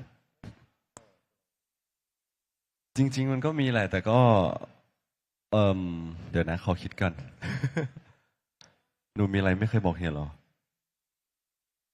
ไม่หนูมันมีอยู่เรื่องนึงแต่ว่าเพิ่งเล่าไปให้เฮียฟังไม่นานครับ ได้คนอื่นยังไม่รู้ใช่ไหมฮะ คนอื่นยังไม่รู้ครับ สามารถแชร์ได้ไหมครับเพราะสุดท้ายแล้วมันเป็นพื้นที่ของซีกับนูนิว แชร์ได้ครับ ก็มันอาจจะไม่ได้ถือว่าเป็นเรื่องราวดีๆ เท่าไหร่ แต่ว่าก็ไม่ได้ถือว่าไม่ดีนะครับ ครับ หลายคนอาจจะเห็นว่าผมเป็นคนล่าเริงแจ่มใสดูแบบไม่ค่อยเครียดอะไรเท่าไหร่ แต่ว่าลึกๆบางทีมันก็มีเครียดครับ เครียดแล้วก็ท้อจนแบบว่า อุ้ย ไม่กระแทกปากตัวเองจนแบบ แต่ผมคิดว่ามันเป็นเรื่องปกติสำหรับคนทำงานครับ คนทำงานการทำงานมันต้องมีช่วงที่เครียด ช่วงที่ท้อมากอยู่แล้ว แล้วก็บางทีเราก็เก็บอารมณ์เก็บอาการนั้นไว้ไม่อยู่ครับ แต่ว่าเราไม่ได้อยากจะระบายให้คนอื่น คนข้างๆตัว ครับ รับ ผม รู้ครับ ก็ตอนนั้นระหว่างที่ไปทำงานงานหนึ่งครับ ก็นั่งอยู่บนรถตู้ด้วยกัน ตอนนั้นมีเฮียนั่งไปด้วยครับ แล้วก็มีพี่เลี้ยงนั่งอยู่ข้างหลังครับ ครับผม ผมก็ตอนนั้น ระหว่างไปทำงานเป็นช่วงที่แบบบางทีผมกับเฮียก็จะหลับเพื่อชาร์จพลังก่อนไปปล่อยพลังเต็มที่ในการทำงานครับ แต่ว่าวันนั้นเฮียก็หลับตามปกติ พี่เลี้ยงก็หลับอยู่ข้างหลังครับ แต่ว่าผมวันนั้นมันแบบด้วยความเครียด แล้วก็รู้สึกว่าช่วงนั้นไม่ค่อยมีความสุขเลยครับ แล้วมันแบบมันก็นั่ง นั่งเหม่อมองอะไรข้างนอกไป แล้วก็อยู่ดีก็แอบร้องไห้ออกมาครับบนรถตู้ แต่ว่าพยายามร้องแบบให้เงียบที่สุด เพราะว่าไม่อยากให้เฮียหรือว่าพี่เลี้ยงรู้ว่าตัวเองแอบร้องไห้ครับ ไม่อยากให้เขาเป็นห่วง แต่ว่าเรื่องนี้ก็เคยเพิ่งเล่าให้เฮียฟังไปไม่นานครับ มันแต่ผมไม่ได้รู้สึกว่ามันเป็นเรื่องที่แย่ขนาดนั้นนะครับ ครับ เพราะผมรู้สึกว่าการร้องไห้ มันเป็นเรื่องปกติมากเลย ซึ่งผมอะจริง ๆ ถามว่าพอได้ร้องไห้แล้วรู้สึกดีไหม ดีมากด้วยครับ มันทำให้ผมเหมือนได้ระบายอะไรออกไประดับหนึ่งแล้วแหละ ระบายออกไปเยอะมากๆเลยครับ แล้วก็ทำให้วันนั้นก็ทำงานได้อย่างราบรื่นขึ้น ราบรื่นขึ้นกว่าที่ควรจะเป็นในตอนแรก ถ้าเกิดว่าวันนั้นผมไม่ร้องไห้ออกมา วันนั้นน่าจะเป็นวันที่มูดค่อนข้างพังมากๆเลยสำหรับงานในวันนั้นครับ อาจจะด้วยสาเหตุว่ามันมีเรื่องเครียดเรื่อง อย่างอื่น ต่างๆ แวดล้อม ใช่ครับ ไม่ว่าจะเรื่องเรียนเรื่องทำงานเรื่องแบบงานยากๆอย่างเงี้ยครับ ใช่บางทีมันก็ท้อนะบางทีเรา แล้วผมมันเป็นคนที่ไม่มั่นใจตัวเองอยู่แล้ว ชอบคิดไปก่อนว่าตัวเองอะทำไม่ได้แน่เลย แล้ว ครั จะ บ ชอบกดดันตัวเองจนกระทั่งเราก็เก็บมาเรื่อยๆแล้วมันระเบิดในวันนั้นครับ ใช่ ฟังจากนุนิวเล่าแล้วคิดถึงคำหนึ่งอ่ะเขามีคนพูดว่าความทุกข์ที่ยิ่งใหญ่ที่สุดอ่ะคือความทุกข์ที่เราไม่พูดมันออกมา เพราะว่าพอมันอยู่ข้างในตัวเรามันจะขยายใหญ่ขึ้นเรื่อยๆจนพอเราพูดมันออกมาอ้าวเท่านี้ว่ะมันเป็นอย่างนั้นเหมือนกันเนาะ เป็นครับ จริงๆรู้สึกว่าอยากจะเป็นคนที่ระบายอะไรระบายอะไรต่างๆ ของตัวเองให้คนอื่นฟังเหมือนกัน แต่ว่าติดเป็นแบบนี้ไปแล้วครับ ไม่ค่อยชอบระบายให้คนอื่นรู้เท่าไหร่ ชอบเก็บไว้คนเดียวซะมากกว่า แต่ ครับ คุณมีพาร์ทเนอร์ที่ดีแหละที่สามารถแชร์ได้ แชร์ได้เลย แชร์ได้ครับจริงๆ เฮียชอบบอกตลอดว่า มีอะไรก็ให้เล่าให้เฮียฟัง เล่าให้เฮียฟังได้เลยครับ แล้วเล่าไหมครับเฮียฮะ นึกไม่ถึงหนูใช่ไหมฮะหลังๆเมื่อก่อนแทบไม่ฮะแต่เดี๋ยวนี้ก็ถ้าถามก็จะบอกแต่เราไม่ได้ลงลึกอิงดีเทลไปเยอะ ครับ แล้ว ผม ก็แล้วแต่ว่าความสบายใจว่าหนูอยากเล่าให้ฟังแค่ไหนอะไรเงี้ยเราก็เป็นผู้ฟังที่ดีให้กำลังใจ ในมุมกลับกันแหละครับซีมีเรื่องราวอะไรในชีวิต ที่เราสามารถแชร์ได้ ความเรื่องที่อาจจะไม่เคยบอกใคร ไม่เคยแฟนคลับยังไม่รู้ว่าซีมีพาร์ทแบบนี้ หรือมีเรื่องราวอะไรแบบนี้ กับหนู ผมจริงแล้วได้หมดเลยนะครับ ได้หมดเลย กับหนูแล้วกันคิดออกเรื่องหนึ่งพอดีเห็นหนูพูดเรื่องนี้พอดี ก็เวลาที่หนูเครียดหรือว่าเป็นอะไรเงี้ยบางที อย่าคิดว่าเฮียไม่รู้ เพราะบางอย่างเฮียก็ไม่รู้จะพูดไปให้มันยิ่งเครียดหรือเปล่า หรือว่า จะทำยังไงให้หนูแบบดีขึ้นอะไรเงี้ย เพราะบางทีมันมีความแบบเกรงใจบางส่วนของส่วนตัวที่เรารู้สึกว่า ยังไงดีนะยังไงดีนะอะไรเงี้ย เราก็เลยไม่รู้ว่าหนูเครียดอะไร หรือว่าเป็นอะไร เราก็เลยต้องใช้มือที่สามก็คือใช้พี่อ๊อฟไปถาม ครับผม ผู้จัดการผม ไปถามว่าหนูเป็นอะไร เราก็ได้อยากรู้เรื่องไงก็จะได้แบบว่าจัดการถูกหรือว่าช่วยยังไงอะไรแค่จะบอกว่าเฮียรู้นะเวลาที่หนูเครียดหรือเหนื่อยอ่ะ ผมชอบเวลาคุณสื่อสารกันโดยที่ไม่มีประโยคมากเลยอ่ะ มันมีความเข้าใจบางอย่างอ่ะ โดยที่ไม่ต้องพูดกัน ก็ อยากเล่าเรื่องนี้จังเลยอ่ะ อุ้ย อันนี้เรื่องใหม่ ครับ เรื่องของหนูเหรอ เรื่องของเรา ก็แล้วหนู ห้อ รู้ ง ไหม เวิร์ก เนี่ย ช็อป อ๋ออันนั้นเหรอ ควรเล่าไหมอ่ะ ก็แล้วแต่เฮียครับถ้าเฮียจะเล่าก็เล่าได้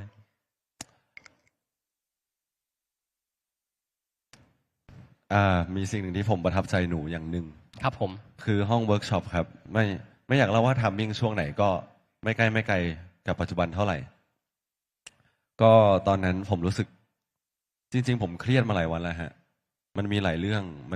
องราวมากในหัว แล้ววันนั้นเราไปเวิร์กช็อปแล้วก็ มันมีบทเรียนหนึ่งที่ ต้องอยู่กับตัวเองแล้วก็คิดทบทวน บทเรียนหนึ่งแล้วผมรู้สึกว่าผมลอง อยู่กับตัวเองแบบมากๆแล้วแล้วเหมือน ไม่รู้ว่าจะเล่าให้ทุกคนฟังแล้วเข้าใจหรือเปล่าแต่แบบ ครับผม การเวิร์กช็อปนั้นทำให้ผมรู้สึกว่า เหมือนค้นหาความสุขไม่เจอเลย ค้นหาความสุขไม่เจอเลย แบบไม่เลยอะฮะหมายถึงว่าผมเลยดีใจที่เห็นหนูมีความสุขอะไรที่มันเล็กๆหนูยังหาเจอทำไมเรามองข้ามอะไรเงี้ยหลังจากนั้นเราก็อยู่ดีเราก็พูดคุยกัน ผมก็ร้องไห้ออกมา โดยที่ไม่อยากร้องเพราะปกติเป็นคนร้องไห้ยากมาก แล้วก็ร้องไห้แบบไม่หยุดด้วยแบบหน้านิ่งๆอ่ะมองคุยแล้วก็น้ำตามันก็ไหลมาไม่หยุดแล้วก็แบบตกใจตัวเองเหมือนกันว่าเป็นอะไรอย่างเงี้ยเราก็พยายามหาคำตอบ แล้วเราก็เรียนรู้ได้ว่า ก็รู้แหละว่าเป็นอะไร เพราะเราก็ต้องจัดการตัวเองให้ได้ เราก็ต้องแบบว่ามีสติ1 2 3 4ทำไมเราถึงเป็นอย่างนี้นะหรืออย่างเงี้ยแล้วอยู่ดีหนูก็ลุกขึ้นมากอด นั่งด้วยกันนั่งข้างกัน แล้วมีคนอื่นที่เรียนด้วยอะไรเงี้ยลุกขึ้นมากอด แล้วก็ร้องไห้ตามเฉย แล้วเฮียก็ถามว่า เอ้าหนูร้องไห้ทำไม แล้วหนูก็เอาก็เฮียร้องก็ร้องตาม จะร้องตามทำไมก็ไม่รู้เนี่ย แต่อันนี้เฮียร้องก่อนเอง ใช่ก็แค่จะบอกว่า ก็ขอบคุณที่ซัพพอร์ตในความรู้สึกเรานะ ช่วงนั้นในตอนนั้นอะไรเงี้ยครับ เหมือนนุ่นนิวจะพูดอะไร ร้องเพราะเป็นห่วงแหละครับ ครับ แบบไม่เคยเห็นเฮียไม่ค่อยเห็นเฮียเครียดจนร้องไห้ขนาดนี้มาก่อนครับ ก็เป็นห่วงไม่อยากให้เฮียเครียดแล้วแบบเหมือนเรา2 คนอยู่ด้วยกันมาก็นานแล้ว ก็ค่อนข้างเซนซิทีฟต่ออารมณ์ของกันและกันละมั้งครับ ก็เลยร้องไปด้วย อย่าลืมที่คุณพูดวันนี้นะ ว่าคุณจะมองหาความสุขเล็กๆน้อย นี่บอกทุกคนเลย ๆเออ ความสุขอยู่ใกล้ตัวเรามันไม่ไกลจากไหนหรอกอย่าไปมองไกล ก็มองมาใกล้ๆสิครับ สิ เปลี่ยนพิธีกรครับ ผมขอลง ผมรู้สึกอ้างว้างและโดดเดี่ยวในทุกๆพาร์ทที่กูสัมภาษณ์วันนี้โอ้ยที่ผมสัมภาษณ์ในวันนี้ครับผม ทางนี้ครับ ผมชอบทุกเรื่องที่คุณเล่าเลยครับซีกับนุนิว สิ่งที่จะถามต่อในจิ๊กซอว์ความสัมพันธ์อ่ะมันอาจจะเป็นคำถามที่คีเช่เนาะแต่ว่าเราอยากรู้ว่าพอผ่านเรื่องราวมาจากที่ซีกับนุนิวเล่าให้ฟังอะผ่านสุข ผ่านทุกข์ผ่านน้ำตา ผ่านการโอบกอดให้กำลังใจกัน ผ่านการมองหาความสุขเล็กๆ จากอีกฝ่ายเนี่ยครับ เราอยากรู้ว่าพอถึงวันนี้ที่เรานั่งคุยกันแบบเนี้ยฮะอีกฝ่ายหนึ่งสำคัญกับชีวิตของเราขนาดไหนแล้วก็สำคัญยังไงบ้างครับ ใครตอบคำถามนี้ก่อนก็ได้ หนูไหม สำคัญครับสำคัญ เอา ดูกันจะตอบ หนูตอบ เฮียตอบก่อนก็ได้เฮียเริ่มแล้วเฮียตอบเลย อืม ไม่เอาเฮียตอบก่อนเมื่อกี้เฮียเริ่มแล้ว สำคัญยังไงสำคัญอย่างที่บอกตอนต้นเรารู้สึกว่า เราไม่ได้มันอยู่ในทุกพาร์ทของชีวิตดีกว่าไม่ว่าการทำงานหรือพาร์ทส่วนตัวหรือ มันอยู่กันทุกวันอ่ะ ขนาดแบบ คนที่อยู่กันทุกวันในระยะเวลานานอ่ะ มันจะรู้จักกันมากขึ้นเรื่อยๆครับ ซึ่งเราก็บอกไม่ได้เหมือนกันว่า นิสัยอะไรเราจะออกมา ซึ่ง ในสิ่งที่เรารู้สึกว่า ที่เคยบอกหนูเข้าในวงการนี้มาหนูก็เป็นหนูอ่ะคนจะรักในแบบที่หนูเป็น เราแค่แบบว่า มีมารยาททางสังคมหรือทำอะไรที่แบบว่า สิ่งที่ถูกไม่ได้ทำอะไรที่ไม่ดี ครับผมเรารู้สึกว่า หนูสำคัญต่อจิตใจแล้วก็การทำงานมาก พอสมควรครับ ผม เพราะว่าบางทีเราทำงานเองก็รู้สึกเหงาอ่ะ แต่ก็ต้องเข้าใจอ่ะ ใช่ไหมเพราะว่า ครับ หนูก็มีเวที่หนูแบบร้องเพลงหรือว่าทำอะไรในสิ่งที่หนูชอบ เราก็มีเวในสายของเราอะไรเงี้ย แต่เรารู้สึกว่า หนูเป็นกำลังใจที่สำคัญในการในการทำงานหรือว่าชีวิตได้ดีมาก ๆ เลยครับ ผมแล้วก็เป็นก้อนความสุขก้อนยิ้มที่แบบลอยรอบตัวเราแล้วก็เห็นแล้วก็แบบ ยิ้มมีความสุขอย่างเงี้ยใช่ อย่างที่ทุกคนมองหนูว่าหนูแบบน่ารักมุมิยิ้มเป็นกำลังใจเป็นพลังใจที่ดีอะไรอย่างเงี้ย อืม งั้นผมต้องสลับมาถามคุณหนูชิมะจังบ้างครับ คุณหนูชิมะจังครับ ครับ ซีมีความสำคัญกับชีวิตเรายังไงบ้างครับ ยืมเงินได้ยืมเงิน เอ้ยไม่ได้ ได้เหรอได้เหรอ ไม่เหลือแล้วไม่เหลือ อ๋อโอเค เฮียต้อง โอเค ยืมเงินหนูแล้ว ซีมีความสำคัญกับเรายังไงและขนาดไหนครับ สำคัญไหมตอบเลย ไม่ต้องคิดเลยครับ ว่าสำคัญอยู่แล้วครับสำคัญมากด้วย ก็เฮียเป็นพาร์ทเนอร์คนเดียวของผมครับ ถามว่าเราผ่านอะไรมาด้วยกันเยอะแยะมากมายแล้วแหละครับ ไม่ว่าจะสุขหรือทุกข์ซึ่งแต่ละเรื่องที่เราผ่านมาบางทีบางเรื่องมันไม่สามารถผ่านไปคนเดียวได้หรอกครับ มันต้องผ่านไปด้วยกัน ซึ่งหลังจากเราผ่านอะไรมาด้วยกันมากมาย ความผูกพันมันก็เริ่มมากขึ้นเรื่อยๆเรื่อยๆครับ จนวันนี้แบบมองข้ามคำว่าสำคัญไปแล้วครับ มันยิ่งกว่าคำว่าสำคัญ ผมมาคิดว่าเฮียคงเป็นพาร์ทเนอร์คนแรกแล้วก็คนเดียว ในชีวิตผมแล้วแหละครับ มันจะต้องมีวันหนึ่งอยู่แล้วที่เฮียอาจจะไม่ได้ อาจจะลาจาก วงการไปทำเบื้องหลังนี่เหรอ เรียกว่าลาจากหน้ากล้องแล้วกันครับ ลาจากเบื้องหน้า ซึ่ง ยังไม่ไปยังอยู่ เฮียก็อาจจะยังอยู่ หนูก็ยังอยากให้เฮียอยู่ อืม แบบไปอีกนานๆเลยครับ ก็แต่ว่ายังไงมันก็ต้องมีสักวันหนึ่งที่เฮียก็ต้องไปอยู่เบื้องหลังแล้วแหละ ผมก็น่าจะยังอยู่เบื้องหน้าต่อ ผมก็คิดว่าน่าจะไม่เฮียน่าจะเป็นคนเดียวแหละครับ ที่ผมอยากจะเป็นพาร์ทเนอร์ด้วย หลังจากนั้นไม่ใช่ว่าพอเราไม่ได้เป็นพาร์ทเนอร์กันแล้ว เราจะแยกย้ายหรืออะไรกันนะครับ ครับ คิดว่าหลังจากนั้นมันก็ยังจะเป็นเฮียกับหนูอยู่นี่แหละครับ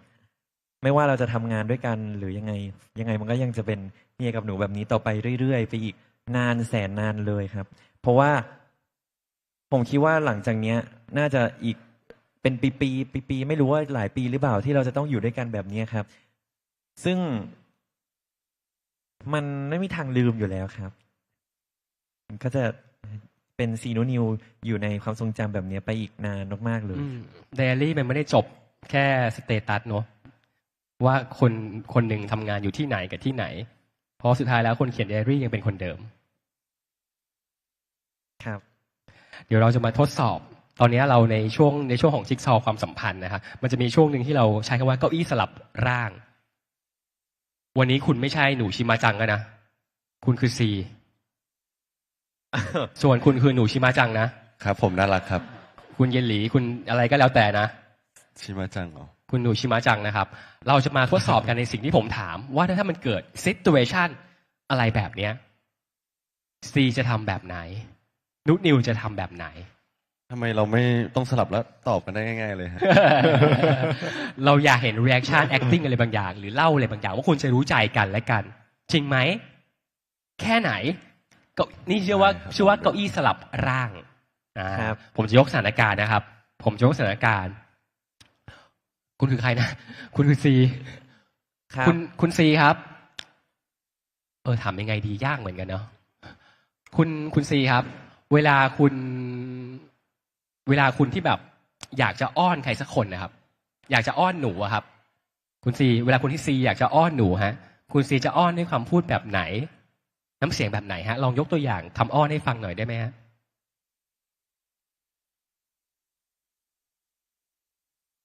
ไหนเฮีย อันนี้หนู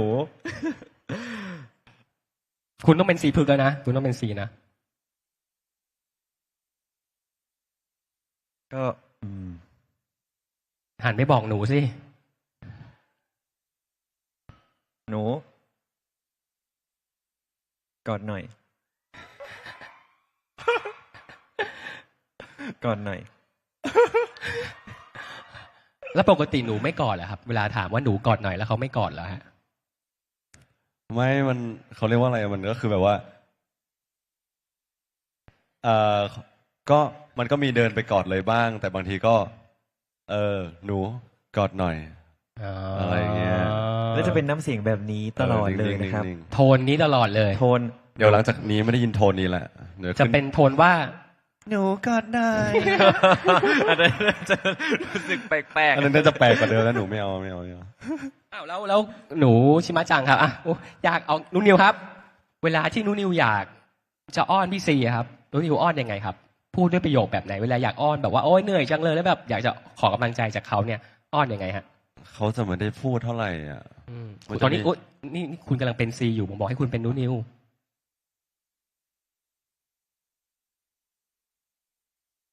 อืม ผมจะไม่ค่อยได้พูดเท่าไหร่ครับ ครับ ก็จะเข้าหาเลย เข้าหาเลยเหรอฮะ ใช่ อืมยังไงฮะ ไม่ไม่ทำตรงนี้มันเขิน เออเหมือนจริงเนาะ ๆ หนูทำอะไร อ่ะทำก็ได้อ่ะมันยากอยู่นะหนู ไม่หนูก็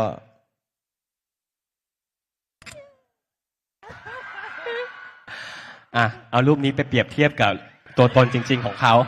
เอารูปนี้ ไหนว่าไม่ได้ยินไงตอนแรกตรงนั้นน่ะ ก็รับรู้ทุกอย่างในชีวิตเนี่ย อุตส่าห์วาทานะพวกเราเนี่ย อืม เนี่ยก็อยากให้ทำ เออ ไม่มีแล้วนะทำให้ดูแบบนี้ไม่มีแล้วนะ ตอนนี้ใครที่กำลังทีมหน้าจอครับ ทีมหน้าจอที่กำลังดูอยู่คอมเมนต์มาบอกความรู้สึกทีมงานหน่อยนะครับ ว่ารู้สึกยังไงกับเก้าอี้สลับใจบ้างนะครับอ่ะผมขออีกสักเรื่องหนึ่งแล้วกัน ครับผม อีกสักเรื่องหนึ่งอะไรดีอ่ะเยอะมากเลยอ่ะเวลาให้ของขวัญแล้วกัน เวลาให้ของขวัญไม่ว่าจะเป็นชิ้นเล็กชิ้นน้อย ไม่ว่าจะเป็นคุณจะได้งูกี่ตัวอะไรก็แล้วแต่เนี่ยนะ เวลาได้ของขวัญกันนะครับ คุณซีครับ เวลาคุณซีได้ของขวัญจากนุ่นนิวครับ คุณซีรู้สึกยังไงฮะ แล้วก็ดีใจแบบไหนฮะ คุณซีเวลานุ่นนิวให้ของขวัญคุณ อาการคุณเป็นยังไงฮะวาเลนไทน์ล่าสุดก็ได้อะเผื่อจะนึกออกใกล้ๆไหนบอกไม่ได้ยินไง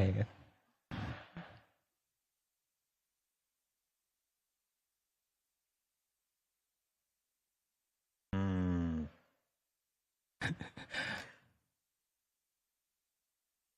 หนู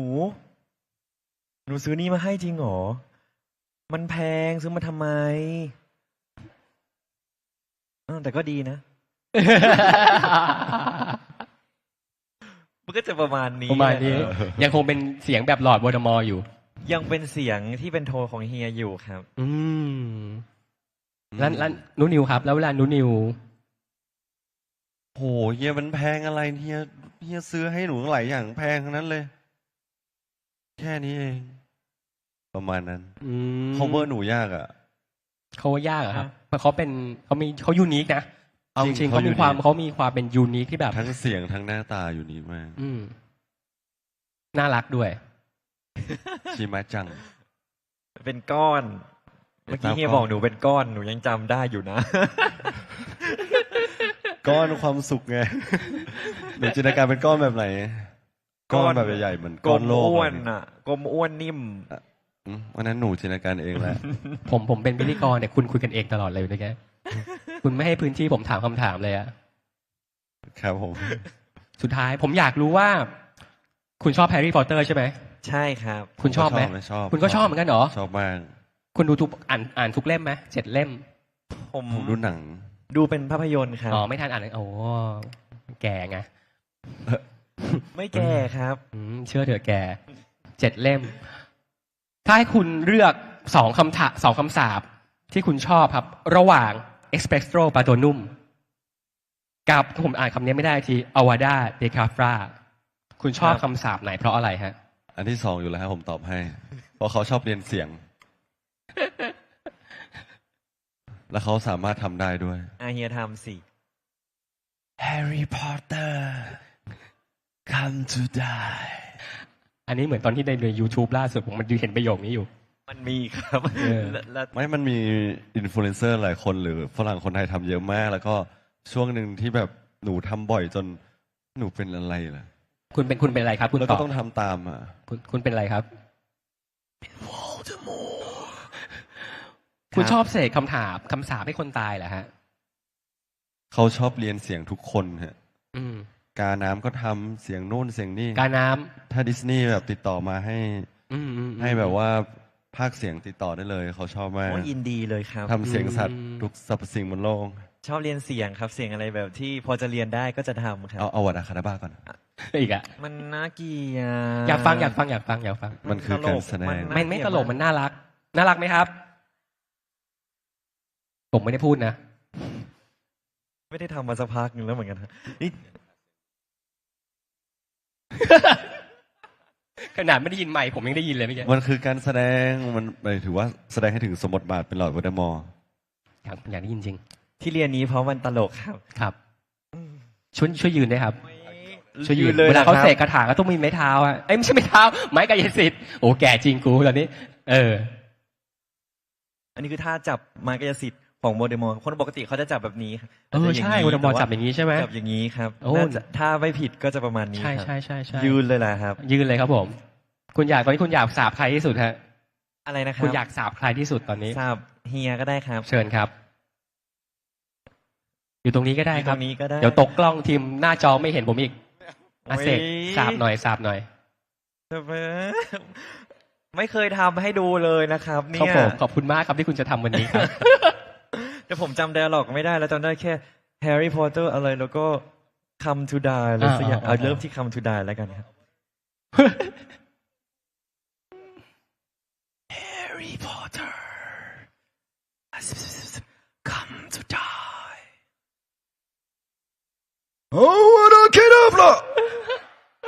เอาสาวเสียงปรบมือให้นิวหน่อยได้ไหมเล่าอันนี้มันอยู่ในภาค 7 ตอนที่แฮร์รี่พอตเตอร์เดินเข้ามาในป่าต้องห้าม อัน ใช่ไหม นี้ ใช่ อันนี้หนู ครับ ยังกักเลยโอ้โห เฮียให้หนูกักหน่อย ชอบไหมครับ ไม่ได้ยินเลย ชอบไหมครับ น่าเกลียด ทุกคนชอบคาถาของความตายกันเลย ซีกับนิวครับ เราเดินทางมาถึงพาร์ทที่ 3 ของแชร์ดูแชร์ มันคือ โอ้พาร์ทที่ 3 เลยเวลาแล้วค่าใช่ไหมไปต่อพาร์ทที่ 4 เลยไหมโอเค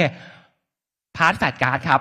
พาร์ทแฟลชการ์ดเนี่ยจะเป็นพาร์ทที่เราให้ซีกับนิวเลือกแฟลชการ์ดจาก2 กลุ่มคำครับ2 กลุ่มคำแรกจะเป็นเหตุการณ์ กลุ่มคำที่2เนี่ยจะเป็นเรื่องของพาร์ทอารมณ์และความรู้สึก และเราจะเอา2แฟลชการ์ดผสมกันเป็นเรื่องที่ให้คุณแชร์ เป็นเรื่องราวเหตุการณ์อะไรก็ได้ให้คุณแชร์ครับเรามาดูเรื่องกันก่อนมาเปิดมาแฟลชการ์ดกันครับมันจะมีเลข1 ถึง 10ครับให้ซีกับนิวเลือกเลขก่อนว่าการ์ดชุดแรกเนี่ยจะเป็นคำอะไรใครชอบเล่มไหนคนละใช่คนทั้งคู่ครับคนละเบอร์ครับซีเลือกอะไรฮะ ผมชอบเลข2ครับผม เลข2คำนั้นคืออะไรครับ การเดินทาง เดินทาง นิวเลือกต่อนิวชอบเลขอะไรครับ เอา8ก็ได้ครับ 8ครับ ตื่นเต้น 8คืออะไรครับปึ๊บ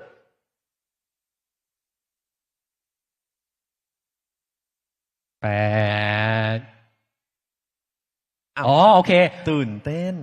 จำไว้ก่อนนะการเดินทางกับตื่นเต้นนะครับ ต่อไปขอโทษทีปิดก่อนคุณเลือก8ไปก่อนนะอันนี้ ครับ เป็นการคำที่2แล้วปิดที่ตื่นเต้นไปก่อนนะครับขอโทษที it's my fault ครับผมเล่นทีละคนให้ C เล่นก่อน C จะเลือกเลขอะไร การเดินทางและอะไรค้างที่ตื่นเต้นไปก่อน C เอาอะไรครับ เมื่อกี้ไม่ถึงผมเลือก2ใช่ไหมฮะ ใช่เลือกคำแรกไป 2 แล้ว ก็เลือก10แล้วฮะ 10ครับ การเดินทางที่ขาดไม่ได้ เรื่องราวที่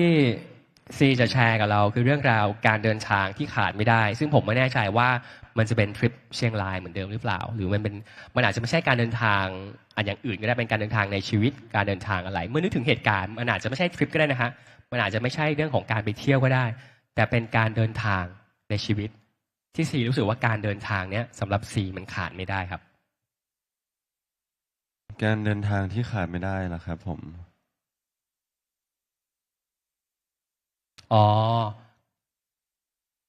อันนี้ไว้ก่อนนะการเดินทางคุณซีจบไปแล้วคุณนิวครับ เหนื่อยจังเลยวันนี้หลายซีพอปิคุณเลือกเบอร์อะไรครับ เมื่อกี้ผมเอา8ส่วนอีกอันนึง อ๋ออันนี้เปลี่ยนอ๋ออันนี้จะเป็น ไม่8คืออันที่แล้วสิ อันที่แล้วคือ feeling ยังไม่ได้เลือกใช่ไหมครับ หรือจะเลือกอันนี้ เลขอื่นได้ครับ ไม่เป็นไร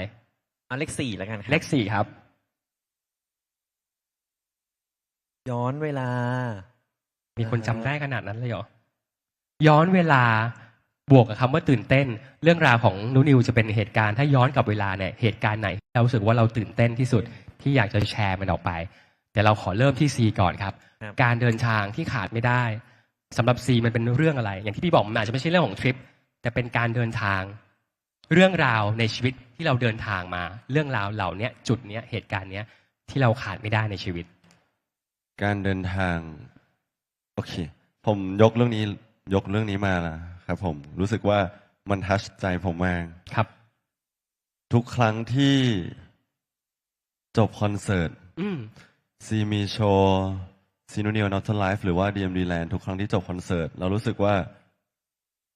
กว่าจะได้มาโชว์วันเนี้ยเราก็มีการฝึกซ้อมใช่ไหมฮะผม ครับ มันก็จะเดินทางกันมา แล้วก็กว่าจะได้มาโชว์ทุกคนก็คอยแบบว่าซัพพอร์ตไม่ว่าจะเป็นมาดูคอนเสิร์ตของเราหรือว่าของต่างๆนานาหรือว่าช่วยกันปั่นเทรนแล้วเรารู้สึกแฮปปี้และมีความสุขมากตอนที่ได้เริ่มโชว์คอนเสิร์ต อ่า แล้วก็ให้ทุกคนแบบร้องเพลงตาม enjoy คอนเสิร์ตกับทุกๆคอนเสิร์ตและสิ่งที่สำคัญเรารู้สึกว่าโปรเจกต์จบของทุกครั้ง มันทำให้เรารีมายไปถึงว่าเราผ่านอะไรมาบ้าง อ่า ไม่ว่าจะเป็นคอนเสิร์ตหรือว่าแฟนมิทติ้งต่างๆ ที่เราเคยผ่านมา เรารู้สึก มันรับรู้ถึงว่าคุณอยู่กับเราตั้งแต่จุด อืม ต่างๆ ของชีวิตที่ผ่านมาของเรา บางทีบางจุด เราอาจจะลืมไปแล้ว แต่ทำให้แบบกลับมาคิดถึงอะไรเงี้ย อืม เราก็รู้สึกปลื้มปิ่ม แล้วก็รู้สึกแบบดีใจมากๆ ที่ทุกคนแบบว่ายังจำได้ แล้วก็การร้องเพลงปิดจบ แล้วก็มอบของขวัญโยนลัคกี้อะไรแบบแจกของอะไรเงี้ยเรารู้สึกว่า มันเป็นโมเมนต์สุดท้ายที่แฮปปี้มากๆเพราะว่าเราตั้งใจทำคอนเสิร์ตนี้กันมาก ๆ แล้วก็ทุกคนก็ได้มีความสุขร้องเพลงปิดจบด้วยกัน แล้วก็ อืม พูดขอบคุณด้วยกัน มันเป็นอะไรที่กินใจมากๆ เราแฮปปี้มากๆครับ มันโชว์ว่าในไดอารี่เล่มเนี้ยครับคือนอกจากมันจะมีเรื่องราวของคุณสองคนเนี่ยที่มันสวยงามเพราะมันมีเรื่องราวของพวกเขา อยู่ในไดอารี่ ใช่ครับ เล่มนี้ด้วย มาถึงนูนิวครับ ครับ ถ้าย้อนเวลากลับไปในชีวิต เหตุการณ์หรือเรื่องราวอะไรที่เรารู้สึกว่ามันตื่นเต้น เราคิดถึงมันก็น่าตื่นเต้น จริงๆมีหลายเหตุการณ์มากเลยครับโหอืม ตื่นเต้นเนี่ย ตั้งแต่เมื่อก่อนแล้วครับ โอ้มีตอนที่เป็นลีดด้วยครับ อ่า จะแข่งลีดก็ตื่นเต้นครับ เออ ตอนที่สอบตอนที่ยื่นแอดมิชชั่นแล้วจะประกาศผลมหาลัยก็ตื่นเต้นค ค รั รับ บ จนลากยาวมาถึงตอนทำงานที่ถ้ายกให้ที่ให้ตื่นเต้นที่สุด ผมว่ามีประมาณ2เหตุการณ์ครับ ครับ เหตุการณ์แรกคือตอนวันที่ประกาศรายชื่อนักแสดงนิ่งเฮียก็หาว่าซื่อครับ อ่า วันนั้นเป็นวันที่เราอยู่กันในห้องเวิร์กช็อปหลายคนเลยครับ แล้วตอนนั้นผมยังเป็นเด็กน้อยคนหนึ่งยังไม่มีใครรู้จักเลย แต่ว่าเฮียเขาพอจะมีฐานแฟนคลับของเขามาบ้างแล้วครับ ผมก็ลุ้นมากว่าถ้าเกิดว่าแล้วบวกกับเรื่องนิ่งเฮียก็หาว่าซื่อเขามีแฟนนิยายค่อนข้างเยอะด้วย ครับผม ครับ ผมก็ตื่นเต้นแล้วก็มันก็แอบกลัวด้วยว่า เขาจะแบบโอเคกับเราไหม ทั้งแฟนคลับเฮียทั้งแฟนนิยายทุกๆ คนจะโอเคกับหนูเกื้อ หรือไอ้เกื้อคนนี้ไหม ครับผม วันนั้นเป็นวันที่ตื่นเต้นมากๆมากๆเลยครับ ครับผม ใช่แต่พอประกาศปุ๊บก็เห็นว่าทุกคนโอเค อืม ผมก็โล่งใจไปได้เยอะมากๆเลย อื ครับ ม นั่นก็เป็นเหตุการณ์หนึ่งครับ ส่วนในเหตุการณ์หนึ่งจะเป็นตอนแฟนมิทติ้งคอนเสิร์ตครั้งแรกในชีวิตของผมครับ ครับผม นูนิวเมจิกเดย์ครับ เมื่อวันเกิดประมาณ2 ปีที่แล้วครับ ครับ ใช่ไหมครับ2 ปี มีรีเช็คด้วยเนอะ มีคอนเสิร์ตหลายครั้งลืมครับ ว่าผ่าน มากี่ปีแล้ว นูนิวเมจิกเดย์เมื่อ2 ปีที่แล้วครับ มันเป็นครั้งแรกของผมที่ได้ขึ้น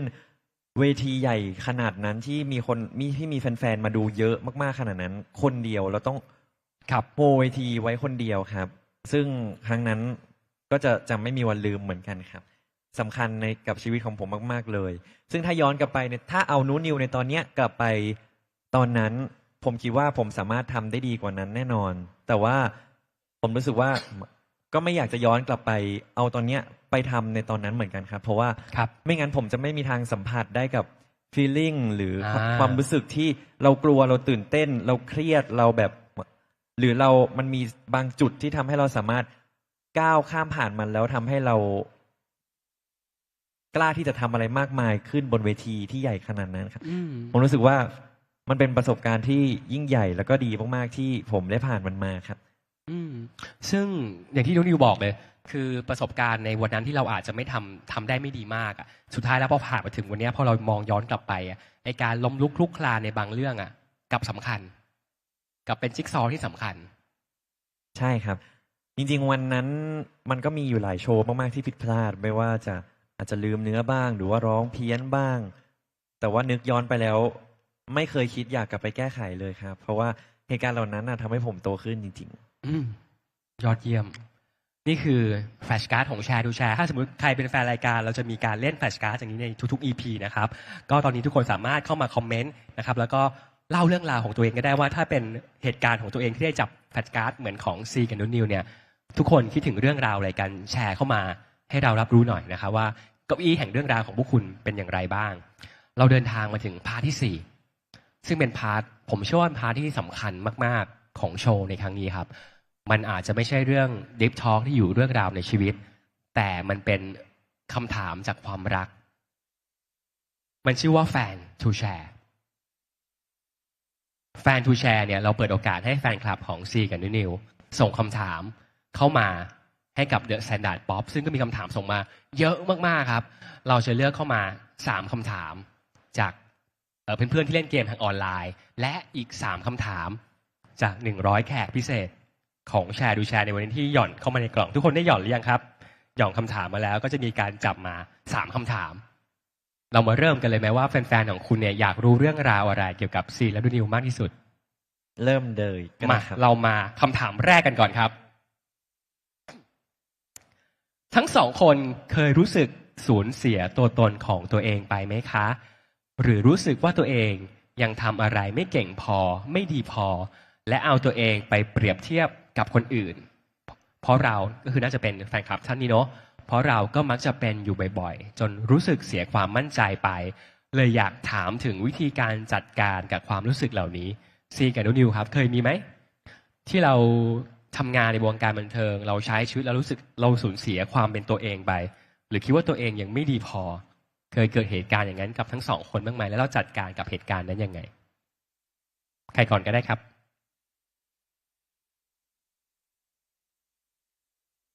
ผมก่อนแล้วกันค ค รั รับ บผม น่าจะเป็นในเรื่องของถ้าเรื่องการสูญเสียความเป็นตัวเองอันนี้ ตัวตนของตัวเองคิดว่าอาจจะไม่ได้เจอสักเท่าไหร่ครับแต่จะเป็นเรื่องรู้สึกว่าตัวเองยังทำอะไรไม่เก่ง ครับผม ยังไม่ดีพอครับ แล้วก็มีเอาไปเปรียบเทียบกับคนอื่นเหมือนกันครับ อืม คิดว่าเป็นเรื่องปกติแหละครับ คิดว่าหลาย ๆ คนน่าจะเคยเป็นเหมือนกัน ว่าเราทำงานงานหนึ่งหรือว่าทำงานต่าง ๆ แล้วมันจะรู้สึกว่าเราสามารถทำได้ดีกว่านี้ ผมอยากบอกว่า เอาตัวเองไปเปรียบเทียบกับคนอื่นได้ แต่ว่าอย่ากกดตัวเองครับ สำคัญนะ ผมไม่อยากให้กดตัวเองสักเท่าไหร่ผมเคยกดตัวเองแล้วรู้สึกว่ามันมีแต่จะทำให้ตัวเองเราจมไปเรื่อยๆว่าทำไมเราถึงไม่เก่งเท่าเขาสักที เก่งไม่ได้สักที ผมคิดว่าเอาไปเปรียบเทียบได้ แต่ว่าก็ต้องแบบ ผมเรียกว่าเอาเขาเป็นแบบอย่างดีกว่า เป็นแรงผลักดัน ใช่ครับเป็นแรงผลักดันดีกว่า ผมว่าแบบนี้น่าจะเวิร์กกว่าครับ อืม ไม่ควรเอาตัวเองไปเปรียบเทียบในทางลบ แล้วก็คิดลบกับตัวเองครับ ผมว่ามันไม่ค่อยมีข้อดีอะไรสักเท่าไหร่ ยิ่งสู้เอาเขาไปเป็นแรงผลักดันให้เราคอยจะผลักดันตัวเองไว้เรื่อยๆสักวันหนึ่งว่าเราอาจจะเอื้อมไปแตะเขาได้ มองไปในทางนั้นจะดีกว่า ครับ แล้วซีล่ะครับ เคยเกิดเหตุการณ์อย่างนี้บ้างไหม ถ้าสูญเสียความเป็นตัวเอง มันมีเป็นลูปดีกว่า มันไม่ได้เป็นลูปมันเป็นวูบดีกว่าฮะ ครับ มันเป็นแบบช่วงมากกว่าบางช่วงที่เรารู้สึกเหนื่อยมากๆ หรือว่าจิตใจเราแบบว่าอ่อนแออะไรเงี้ย เราก็จะมี ความคิดว่าบางอย่างรู้สึกว่าในสิ่งที่ทำมันไม่ใช่สไตล์ไม่ใช่ตัวเองเลยอะไรอย่างเงี้ยแต่ที่จริงมันก็แอบพูดยากเหมือนกัน เพราะว่าเรากะเกณฑ์แบบว่าแต่ละเรื่องเป็นแยกพาร์ทออกไป เพราะว่าประสบการณ์บางอย่างเรายังไม่เข้าใจอะไรเงี้ย ครับผม ซึ่งแต่ละเรื่องคือเราต้องบางเรื่องใหม่หรือเรื่องที่เรายังไม่มีความรู้เงี้ยครับผมเรารู้สึกว่าเราต้องบางอย่างเราอาจจะคิดมากเกินไปหรือเปล่า หรือว่ากดดันตัวเองมากเลยเกินไปหรือเปล่าที่เรารู้สึกสูญเสียความเป็นตัวเอง อืมซึ่งผมรู้สึกว่ามันมาเป็นวูบมากกว่าครับ ครับผม ถ้าในชีวิตจริงนะปัจจุบันตอนนี้รู้สึกว่าแฮปปี้มากๆไม่ได้มีความสูญเสียเป็นตัวเอง เราก็จะเป็นในแบบเราทำในแบบเราให้ดีที่สุดนี่แหละครับ ผมส่วนเรื่องที่เก่งไม่เก่งพอ ก็มีครับ เพราะว่าคนเรามันเกิดมามันไม่ได้มีอะไรเท่ากันอะ ครับ สมมติถ้าเราอยากเก่งเรื่องอะไร เราก็ต้องเอาเราไปอยู่ตรงนั้นนะ แล้วก็เรียนรู้มันมากกว่าคนอื่น บางคนมันจะมีความสามารถเลย หรือว่าชีวิตอาจจะร้องเพลงแต่เด็กเลย แต่เราอยากเก่งร้องเพลงแบบปัจจุบันก็ต้องแบบขวนขวายมากขึ้น หรือว่าทำอะไรที่มันสม่ำเสมอมากขึ้นกับทุกเรื่องไม่ว่าจะเป็นแบบไหนหมายถึงว่าอยากเก่งกีตาร์ก็ต้องเล่นทุกวันอยู่กับมันทุกวันอยากร้องเพลงก็ร้องเพลงทุกวัน อยากหุ่นดีก็เล่นฟิตเนสทุกวันออกกำลังกายทุกวันหรืออะไรอย่างเงี้ยครับผมแล้วก็ถามว่าเคยเปรียบเทียบคนอื่นไหมเคยเปรียบเทียบไหมผมว่าผมคิดแต่ไม่ได้เปรียบเทียบว่าเราต้องเป็นเหมือนเขาอะ ครับ คือเรารู้สึกว่าเราก็มีเวของเรา เรารู้สึกว่าเป็นตัวเองเนี่ยแหละ มันก็จะมีเสน่ห์เวของตัวเองทำไมต้องให้คนอื่นมองว่าเรามีเสน่ห์ซึ่งมันเป็นไปไม่ได้อยู่แล้วครับที่จะให้ทุกคนมาชอบเราหรือว่ามองเราว่ามีเสน่ห์อย่างเงี้ยมันก็จะขละกันไป เพราะว่าพื้นฐานคนแต่ละคนมีความคิดที่แตกต่างกัน เราก็ไม่สามารถไปให้เขาคิดแบบเราได้หรือแบบไหนได้ ก็เลยมีคำที่ขึ้นว่าที่บอกกับหนูว่าเป็นตัวเองอ่ะดีที่สุดแล้วหนูแล้วก็เดี๋ยวเรียนรู้ทุกอย่างไปเรื่อยๆเรื่อยๆ enjoy ไปเนาะทุกอย่างก็จะหล่อหลอมหนูให้เป็นหนูแต่มันก็เรียนรู้สิ่งที่ผิดพลาดอะไรมันคือทำให้เราโตขึ้นแล้วเราแข็งแกร่งขึ้น แต่คนเรามักจะจมแล้วกดดันกับตัวเอง ตอนที่เราแบบเหนื่อยล้าอ่อนล้าอยากยอมแพ้ ครับ ตอนนั้นเราก็ต้องหาสิ่งที่เราสบายใจหรือในสิ่งที่บางทีบางเรื่องเรารู้สึกการได้บ่นนิดนึงเราก็รู้สึกโอเคนะครับ เราบางทีเราไม่อยากให้ใครรู้เลย แต่บางทีมันมีหลายคำพูดมากๆเลยฮะซึ่งทุกวันเนี้ยมนุษย์เราคอนฟ lict กันด้วยคำพูด เพราะว่าแต่ละคนมีคำพูดที่แตกต่างกันไป ครับ มันก็เลยเกิดความเข้าใจที่แตกต่างกันไป มันมีหลายคำพูดมากที่สามารถบ่นได้โดยที่แบบไม่ต้องเล่าทุกอย่าง แต่เรารู้สึกเราสบายใจหรือว่าอยากให้เขารู้แค่นี้นะหรืออะไร หรือถ้าเขาถามมามันก็อยู่ที่การคุยกันอะไรเงี้ยครับผม ครับ จริง ๆ ก็แค่จะบอกว่า จัดการความรู้สึกยังไงใช่ไหมครับผม จริง ๆ เรารู้เชื่อดีว่าสักวันที่เรามีสติดีๆแล้วอะเราจะรู้ว่าเราต้องจัดการไงทำไงให้เราแบบว่ามีสติกลับมาก่อน แล้วเราค่อยลำเลียงว่า1 2 3 4เหตุมันเกิดจากอะไร แล้วเราต้องไปจัดการณตรงไหนให้มันแฮปปี้ขึ้น ครับ บางเรื่องที่มันอาจจะยากหรือว่าซับซ้อน อันไหนที่เราต้องเริ่มจัดการก่อน เพราะบางทีมันจะลำเลียงไม่ถูกว่า ผมเป็นบางเรื่องที่เรารู้สึกลำเลียงไม่ถูกเพราะมัน เราต้องจัดการตรงไหนก่อนวะความรู้สึกตรงไหนก่อนวะคนนู้นคนนี้หรือว่าตัวเราเองหรืออะไรเงี้ยพยายามแบบว่าอยู่กับตัวเองแล้วมีสติมากขึ้น แล้วก็ค่อยๆคิด อย่าไปกดดันตัวเองค่อยๆทำเชื่อว่าใครหลายคนที่เจอหนักกว่าเรามันมีอีกเยอะเขาผ่านมาได้เราก็ผ่านมาได้ เราเป็นเราก็เก่งแล้วทำให้ดีที่สุดนะ มีความสุขในแบบของตัวเอง แล้วก็มีสติไกล่กลองเรื่องราวอย่างทีละจุดทีละจุด ถ้าจะเปรียบเทียบกันก็คือเปรียบเทียบให้เขาเป็นเส้นชัยไม่ใช่ให้เขาเอามากดเราให้อยู่ต่ำลง นี่คือเรื่องราวของคำตอบของซีกับนุนิวนะครับ เรามาดูคำถามที่2กันจากแฟนคลับ มา โอ้โห แยกเป็นคนด้วย น้องนุนิวในบทบาทนักร้องวางโกไว้อย่างไร แล้ววางแผนการทำงานเพลงไว้อย่างไรบ้าง พี่ซีครับโกการทำธุรกิจซูเปอร์ซันรวมถึงประสบการณ์ด้านแฟชั่นที่ได้หลังเข้าวงการต่างจากเมื่อก่อนอย่างไร และในอนาคตจะมีอะไรเกี่ยวกับด้านแฟชั่นบ้างครับอ่ะเริ่มที่นูนิวก่อนครับบทบาทการนักร้องวางโกไว้ยังไง เพราะว่านี่ก็ซิงเกิลที่3เข้ามาแล้ว เราวางโกของเรายังไง แล้วก็วางแผนการทำงานเพลงยังไงบ้างครับ วางโกไว้ยังไงก็ผมอาจจะมีโกของผมอะมันอาจจะเป็นโกที่อาจจะไม่ได้อยู่ไกลตัวมาก แต่ว่า ครับ ทุกครั้งที่เราไปถึงโกนั้น เรามักจะมีโกใหม่ขึ้นมาเสมอเลยครับ อย่างช่วงแรกของผมก็จะมีแบบเราอยากจะมีซิงเกิลแรกนะ โอเค เราก็บรรลุเราทำโกนี้ให้สำเร็จได้แล้ว แล้วก็โกต่อไปอยากมีซิงเกิลที่2มันก็จะไปเรื่อยๆครับส่วนตอนนี้โกของผมจะอยากมีอัลบั้มครับอยากมีอัลบั้มของตัวเองไปหลายๆอัลบั้มเลย ซึ่งคิดว่าสักวันหนึ่งยังไงเราก็ต้องไปแตะโกนั้นอยู่แล้วครับ ซึ่งก็ไม่รู้ว่าหลังจากนั้นโกของเราอันต่อไปจะเป็นอะไรครับ แต่ว่า ผมรู้สึกว่าโกที่ยิ่งใหญ่มากๆเลยสำหรับการเป็นนักร้องของผมคือการได้ทำงานร่วมกับศิลปินคนอื่นๆครั คอลแลบ ใช่ครับ ผมอยากจะคอลแลบกับศิลปินท่านอื่นๆ อีกเยอะแยะมากมายเลยครับ เพราะว่า อยากจะไปสัมผัสจริง ๆ ว่านักร้องที่เป็นนักร้องมืออาชีพจริง ๆ แล้วเขาทำงานยังไงแล้วเขาเป็นยังไงเวลาที่เขาร้องเพลงครับ แอมเบียนประสบการณ์บรรยากาศต่างๆ เวลาทำงาน ใช่ครับ รู้สึกว่าเราอยากจะสัมผัสฟีลลิ่งนั้นมากๆเลย เพราะว่าผมไม่ได้มองว่าตัวเองเป็นนักร้องที่เก่งผมยังมองว่าตัวเองยังเป็นเด็กที่ชอบร้องเพลงอยู่ครับ อยากจะให้สักวันหนึ่งตัวเองเป็นศิลปินที่มีอารมณ์ศิลปินจริง ๆ ครับ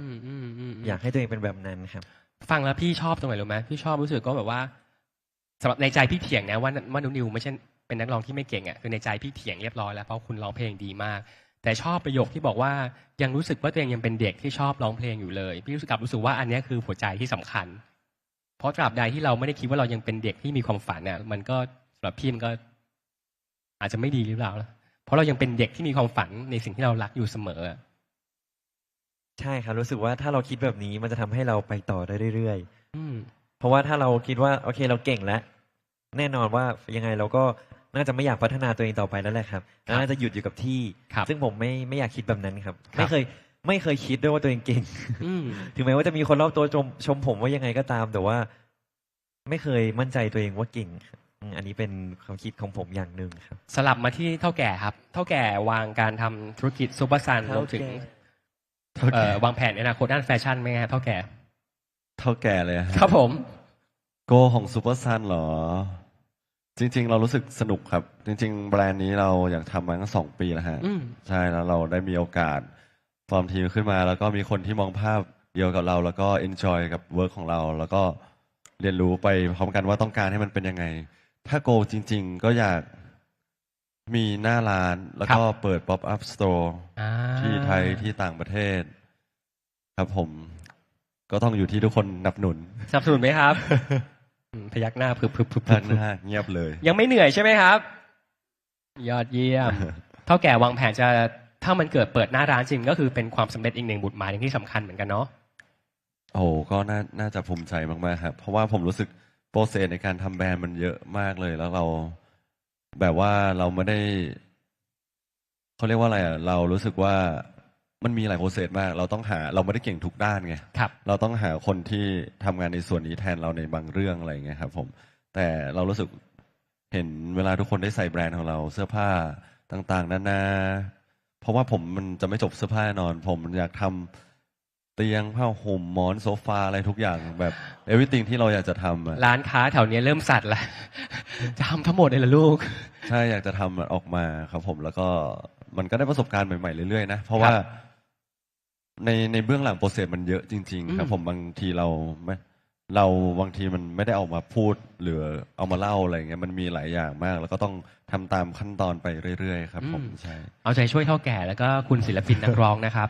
ขอบคุณครับ จะเห็นหมุดหมายต่อไป สาธุ และต่อไป ครับผม ก็คือหมุดหมายคำถามที่3คำถามที่3จาก Your Question ครับ ของแชร์ดูแชร์ก็คือ เวลาอยู่ด้วยกัน2 คนในวงเล็บที่ไม่ใช่หน้ากล้องฮะเฮียเคยรู้สึกว่าหนูเป็นเฮียนิวบ้างไหมช่วยเล่าโมเมนต์นั้นหน่อย และหนูเคยรู้สึกว่าเฮียเป็นพึกๆ3 ขวบบ้างไหมช่วยเล่าโมเมนต์นั้นมาสิ เป็นเฮียนิวไม่มีอ่ะ ไม่มีเลยเหรอ มีแต่แกล้งอย่างเดียวอ่ะ ไม่มีความเป็นเฮียเลยนะคนเนี้ย ในถ้าไม่ได้ในการทำงาน อืม หรือว่าการถ่ายแบบที่ต้องเป็นเฮียนิว มันก็จะมีแค่แกล้งแป๊บเดียวอ่ะสุดท้ายก็หนูก็เป็นหนู หนูก็ตัวแค่เนี้ยมุบมิบมุบมิบ ปุกปิกปุกปิกดูชิมะ อ้าวจบแล้วเหรอ อืม ไม่มีโมเมนต์นั้นเลยเพราะว่าหนูยังได้เป็นหนูวันยังค่ำ ไม่มีอ่ะหนูอยากเป็นเฮียหรอ ก็ไม่เคยเห็นที่หนูเป็นเฮียได้เกิน5 นาทีอ่ะ ครับผม ไม่มีแต่แบบแกล้งๆอย่างเงี้ย อ้าวแล้ว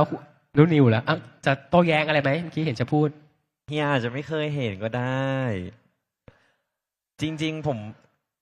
มว่าผมมาเป็นคนมีหลายคาแรคเตอร์นะครับ ครับผม แล้วแต่กับว่าเราอยู่กับใคร อ๋อ อ๋อ หนูจะเป็นหนู ก็เวลาที่อยู่กับเฮีย เวลาอยู่กับเฮียหนูก็ไม่ค่อยเป็นเฮียนิวเท่าไหร่ครับ อ๋อตายละงั้นเฮียต้องไปแอบดูสินะ แล้วเวลาเป็นเฮียนิวเป็นยังไงฮะ ก็เป็นเด็ก เออเหมือนแบบ เด็กผู้ชายทั่วไปนี่แหละครับ เวลา นิ่งๆ อยู่กับแบบกลุ่มเพื่อนผู้ชายอย่างเงี้ยครับ ใช่ก็จะเป็นเด็กดื้อๆซนๆประมาณบอ อ่า ๆเหมือนกันครับ อย่าลืมไปแอบดูแล้วเล่าให้เราฟังหน่อยว่าเวลาเขาเป็นเฮียนิวเขาเป็นยังไงบ้าง อยากเห็นมีขิงกันอีกอ่ะ มียาคิ้วใส่ด้วยเอา แล้วหนูล่ะครับเคยรู้สึกเฮียเป็นพึกๆ3 ขวบบ้างไหมฮะมีไหม มีครับ ช่วงแรกอาจจะไม่ค่อยมีแต่ว่า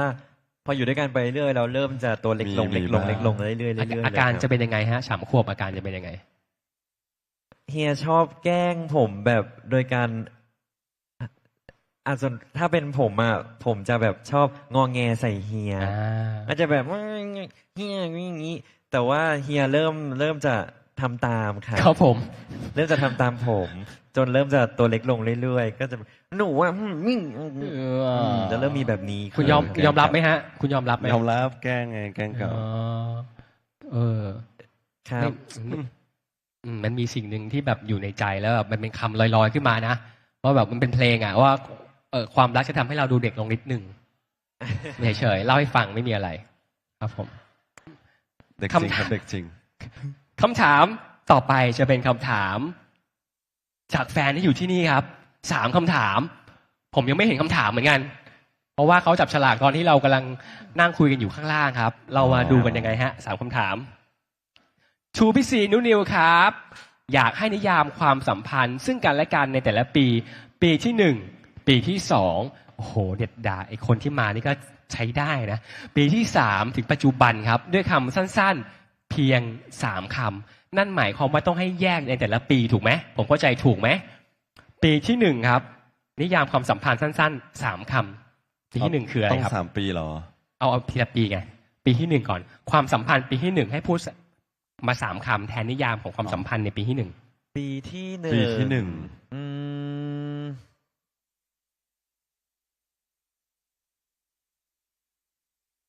แล้วรายการเราก็ไลฟ์ซะด้วยถ่ายทอดสด คิดในใจ อ๋อเดี๋ยวจะถามว่าปีที่ 1ความสัมพันธ์ปี 1 ปีที่ 2 แล้วก็ปีที่ 3 ที ใช่ ละ ไหม ปี ยกมา3 คำปีหนึ่งให้4ก่อน ช่วงที่เจอกันครั้งแรกแล้วกัน เขาเหมือนคิดออกเนี่ย ผมคิดออกแล้วครับเฮียก่อนเลย ช่วงที่เจอกันครั้งแรก ดูทรงก่อน ดูทรงก่อน ดูทรงก่อน ดูนิวนี่เลยเหรอดูนิวเหรอครับ3 คำคืออะไรครับ ยังเกรงอยู่ครับ ยังเกรงอยู่ ดูทรงก่อน ยังเกรงอยู่ หรือว่าหนูจะบอกว่าเก๊กจังวะ เอ้ย ไม่ เอาล่ะโอเค ดูทรงก่อนอะไรนะ ยังเกรง ยังเกรงอยู่ ครับ ยังเกรง ปีที่ 2 หลังจากดูทรงก่อน ปีที่ 2 คือนี่เฮียจบแล้ว อืม ดูดีนะ ดูดีนะ ดูเหมือนคุณจะชอบนะ อ่ะ3 คำของคุณปีที่ 2 ช่วยผมจำนะ ผมแก่แล้วผมลืมแล้วมันต้องเรียงยังไงบ้าง ปีที่ 2 ครับ น่ารักดีครับ น่ารักดีครับผม อืม ยังเกรงอยู่ น่ารักดี ดูทรงก่อน ดูดีนะ ปีที่ 3 ครับ โอ้ล่ะล่ะ แปลว่าอะไร โอ้ วะ ละละ ดูดีนะก็โอ้ล่ะล่ะคือแฮปปี้มีความสุขไงโอ้ล่ะล่ะโอ้ล่ะล่ะ ดูทรงก่อน ดูดีนะ โอ้ล่ะล้าเสียงโอ้ล่ะล้าผมอาจจะไม่ดูดีเท่าคุณนะอ่ะ ยังเกรงอยู่ น่ารักดี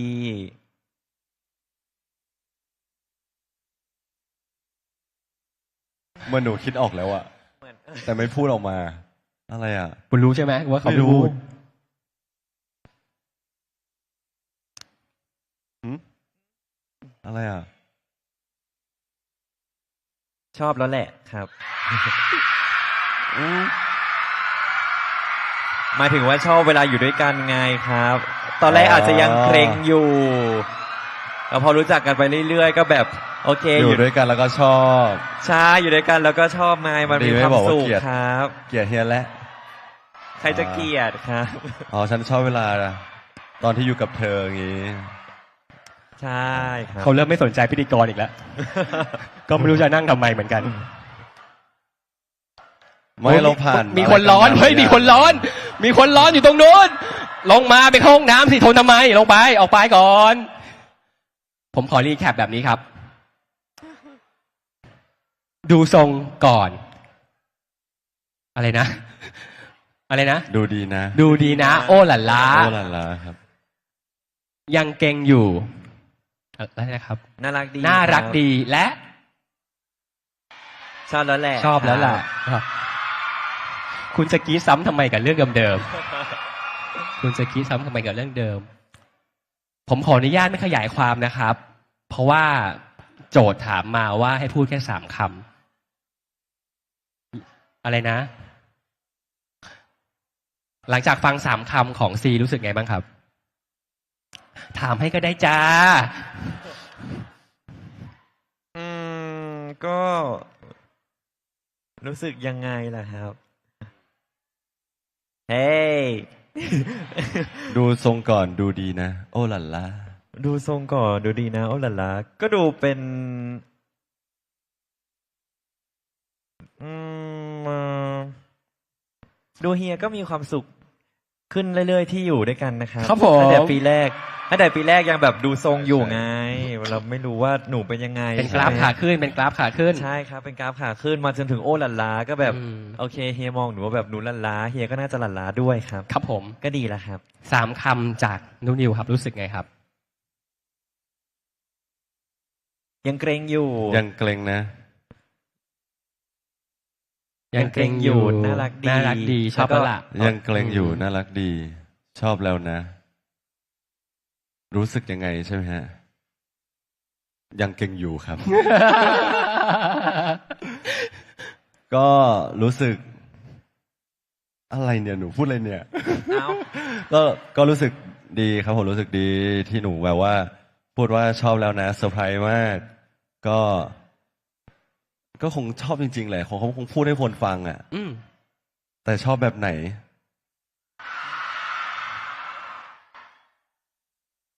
ผมไม่ใช่คนถามนะ ผมไม่ได้ถามนะ ชอบทิ้ง เขาถาม ทิ้งท้ายมาแล้วก็เดี๋ยวกลับไปก็คิดไปเองอีก ผมไม่ได้ถามนะ เขาถาม ไม่ตอบครับ เดี๋ยวรอจบวันเราจะถามอีกรอบ เดี๋ยวเราจะมีนัด ถ้าทรงเนี้ยผมต้องมีนัดแชร์ดูแชร์กับซีกับนุนิวอีกรอบ คุณจะมาดูไหมฮะ โกหกตรงกับโลกนะเว้ย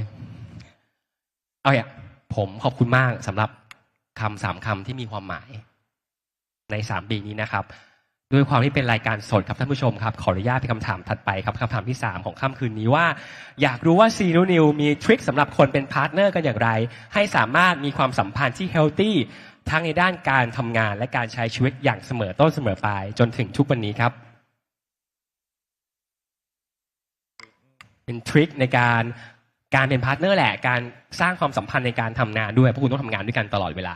และการทำงานด้วยกันตลอดเวลาบางทีมันก็ต้องแบบเหนื่อยบ้างท้อบ้างหงุดหงิดบ้างคุณมีความทริคในการรักษาความสัมพันธ์ยังไง ใช่จริง ๆ มันก็จะมีเหนื่อยบ้างท้อบ้างสุขทุกข์ปนกันไปมันเป็นเรื่องธรรมชาติใช่ไหมครับ ผมรู้สึกว่าเป็นจริงๆสิ่งที่มีความสุขคือการที่ได้เป็นเราครับ การที่ได้เป็นซีพึกการที่ได้เป็นนูนิวสิ่งเนี้ย ผมคิดว่า หลายคนอาจจะไม่เข้าใจ แต่หมายถึงว่า มันจะมีเป็นสิ่งที่อยู่ร่วมกันแล้วมีความสุข หรือว่าการเป็นเราก็คือการที่เราชอบอะไรบ้าง เราจะรู้ตัวเอง ว่าเราอยากทำอะไร นั่นคือการเป็นเรา ครับผม เราอยากทำอะไรอยากอยู่ตรงนี้ทำไปเพื่อใคร นั่นคือเราโอคิดว่าการที่หนูได้เป็นหนู ก็มีความสุขแล้วเฮียก็พร้อมซัพพอร์ตพร้อมสนับสนุนทุกอย่างทุกผลงาน หรืออะไรที่เฮียมีความรู้เฮียก็อยากจะเสนอความคิดเห็นหรืออะไร ที่เฮียอยากจะช่วยก็สามารถช่วยได้ก็อยากจะช่วยอย่างเงี้ยครับผมเรารู้สึกว่า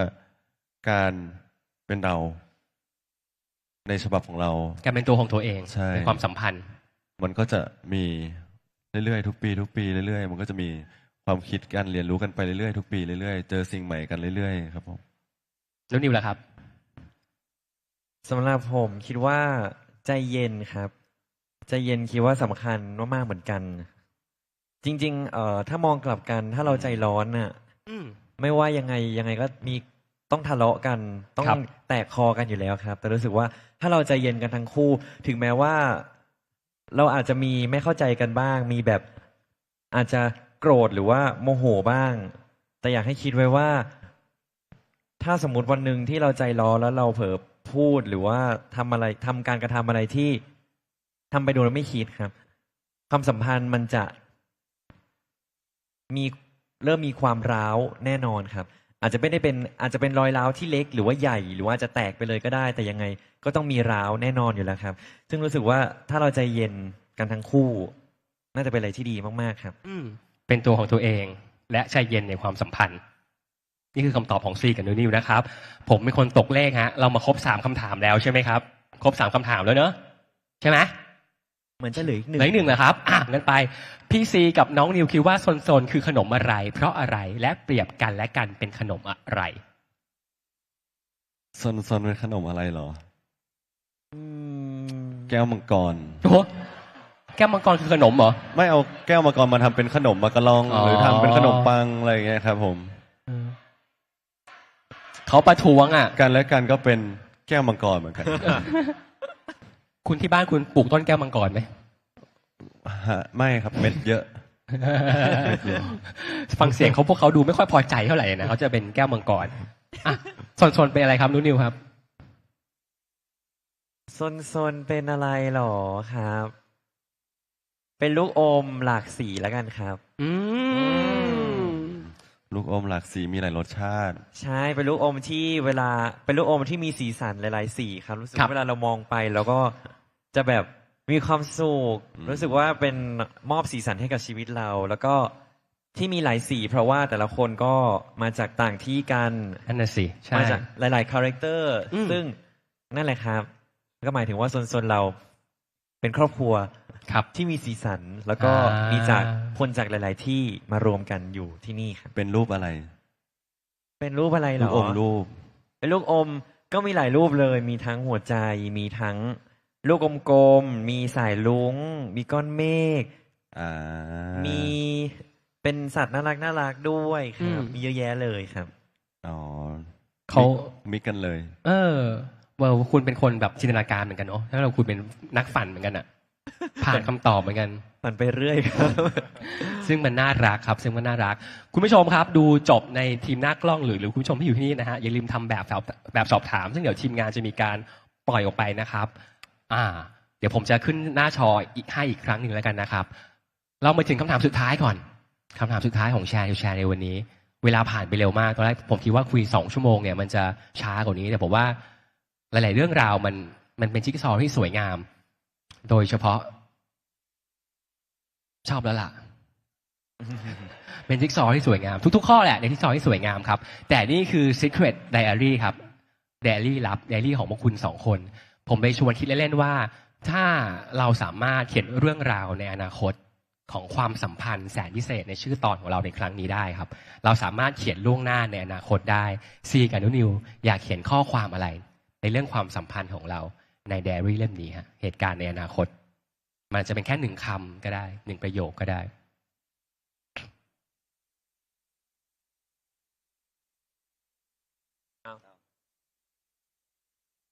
เฮียก่อน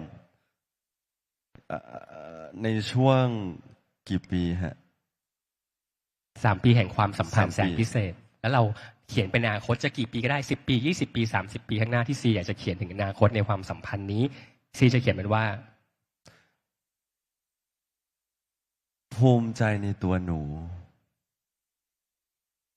ไม่ว่าจะเป็นเรื่องเล็กหรือว่าเรื่องใหญ่กับทุกเรื่องนะครับ ผม ครับ ไม่ว่าจะเป็นผลงานหรือว่าการใช้ชีวิต จะบอกว่าภูมิใจหนูแล้วก็ภูมิใจตัวเองด้วยที่เป็นตัวเอง คำสุดท้ายสำคัญโคตรภูมิใจที่เป็นตัวเองสำคัญกับทุกคนที่ผมเชื่อว่าคนดูก็ต้อง เนี่ยคือสิ่งสำคัญ อย่าลืมภูมิใจในการที่ได้เป็นตัวของตัวเองดูนิวครับ ข้อความนั้นที่จะเขียนล่วงหน้าในอนาคตถ้าเขียนได้ในความสัมพันธ์แสนพิเศษนี้ ข้อความนั้นคือ ก็เรียกว่าเป็นคำขอแล้วกันครับ ค อ รับ ยากให้ตัวเองในอนาคตเป็นแบบนั้นครับ ขอให้ไม่ว่าจะอีกกี่ปีซีนูนิวก็ยังเป็นซีนูนิวอยู่ครับ ง่ายๆครับ แค่นี้เลยครับ สิ่งหนึ่งที่ต้องพูดก็คือในไดอารี่เล่มนี้ครับ มันจะสำหรับพี่ในมุมมองพี่นะครับไดอารี่เล่มนี้มันจะสวยงามในแบบที่มันเป็นเรื่องราวของซีกับนิวแต่อีกหนึ่งเรื่องราวสำคัญที่มันทำให้มันไดอารี่เล่มนี้มันสวยงาม และเป็นรูปอมหลากสีรูปต่างๆ คือเหล่าซนๆเหล่าแฟนคลับของพวกคุณที่เขาไม่เหนื่อยในการถือโทรศัพท์มือถือ2 ชั่วโมง ผมไม่เคยทำในชีวิตแน่นอน อยากให้คุณ2 คนพูดถึงเหล่าแฟนคลับของพวกคุณครับทั้งที่อยู่ที่นี่และที่กำลังเป็นทีมหน้ากล้องอยู่ที่บ้าน ถึงแม้ผมรู้ว่านี่เป็นคำถามที่คุณจะต้องถูกถามเรื่อยๆแต่วันนี้ผมว่าเป็นหนึ่งหมุดหมายที่ดีในไดอารี่ชีวิตของผมด้วยที่ได้มาคุยกับคุณ อยากให้คุณพูดถึงทุกคนที่นั่งอยู่ตรงนี้ครับ แล้วก็พูดถึงทุกคนที่กำลังเป็นทีมดูออนไลน์อยู่ตอนนี้ พวกเขามีความสำคัญกับไดอารี่ของคุณยังไงครับ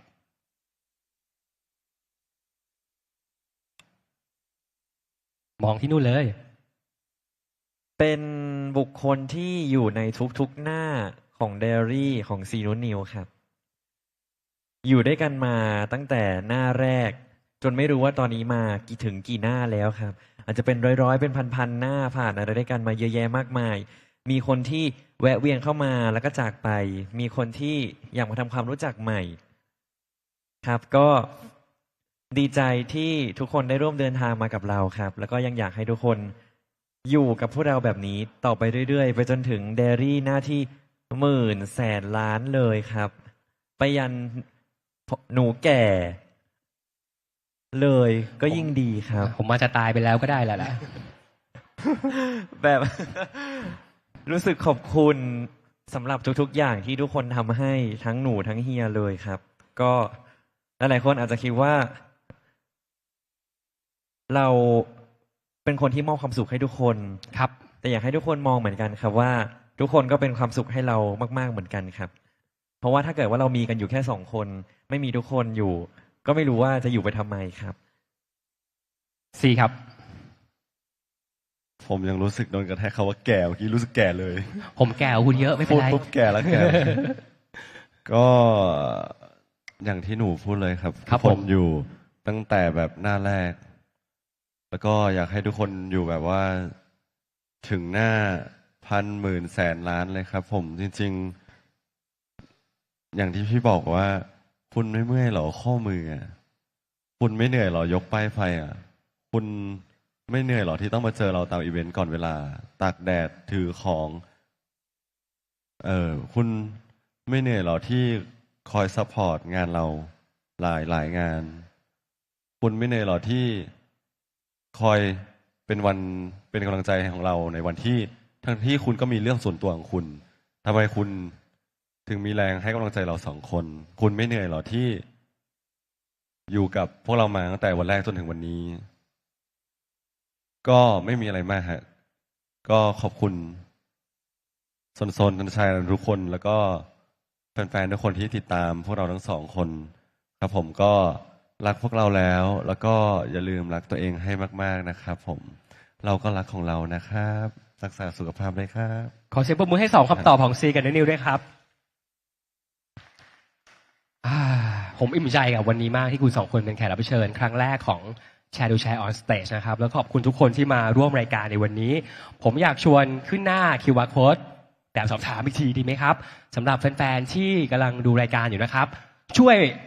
ประเมินความพึงพอใจของงานในวันนี้ให้เราหน่อยครับเพื่อเราจะนำไปปรับปรุงแก้ไข แล้วก็ทำให้โชว์ครั้งต่อไปของเราเนี่ยสมบูรณ์มากยิ่งขึ้นนะครับ แล้วก็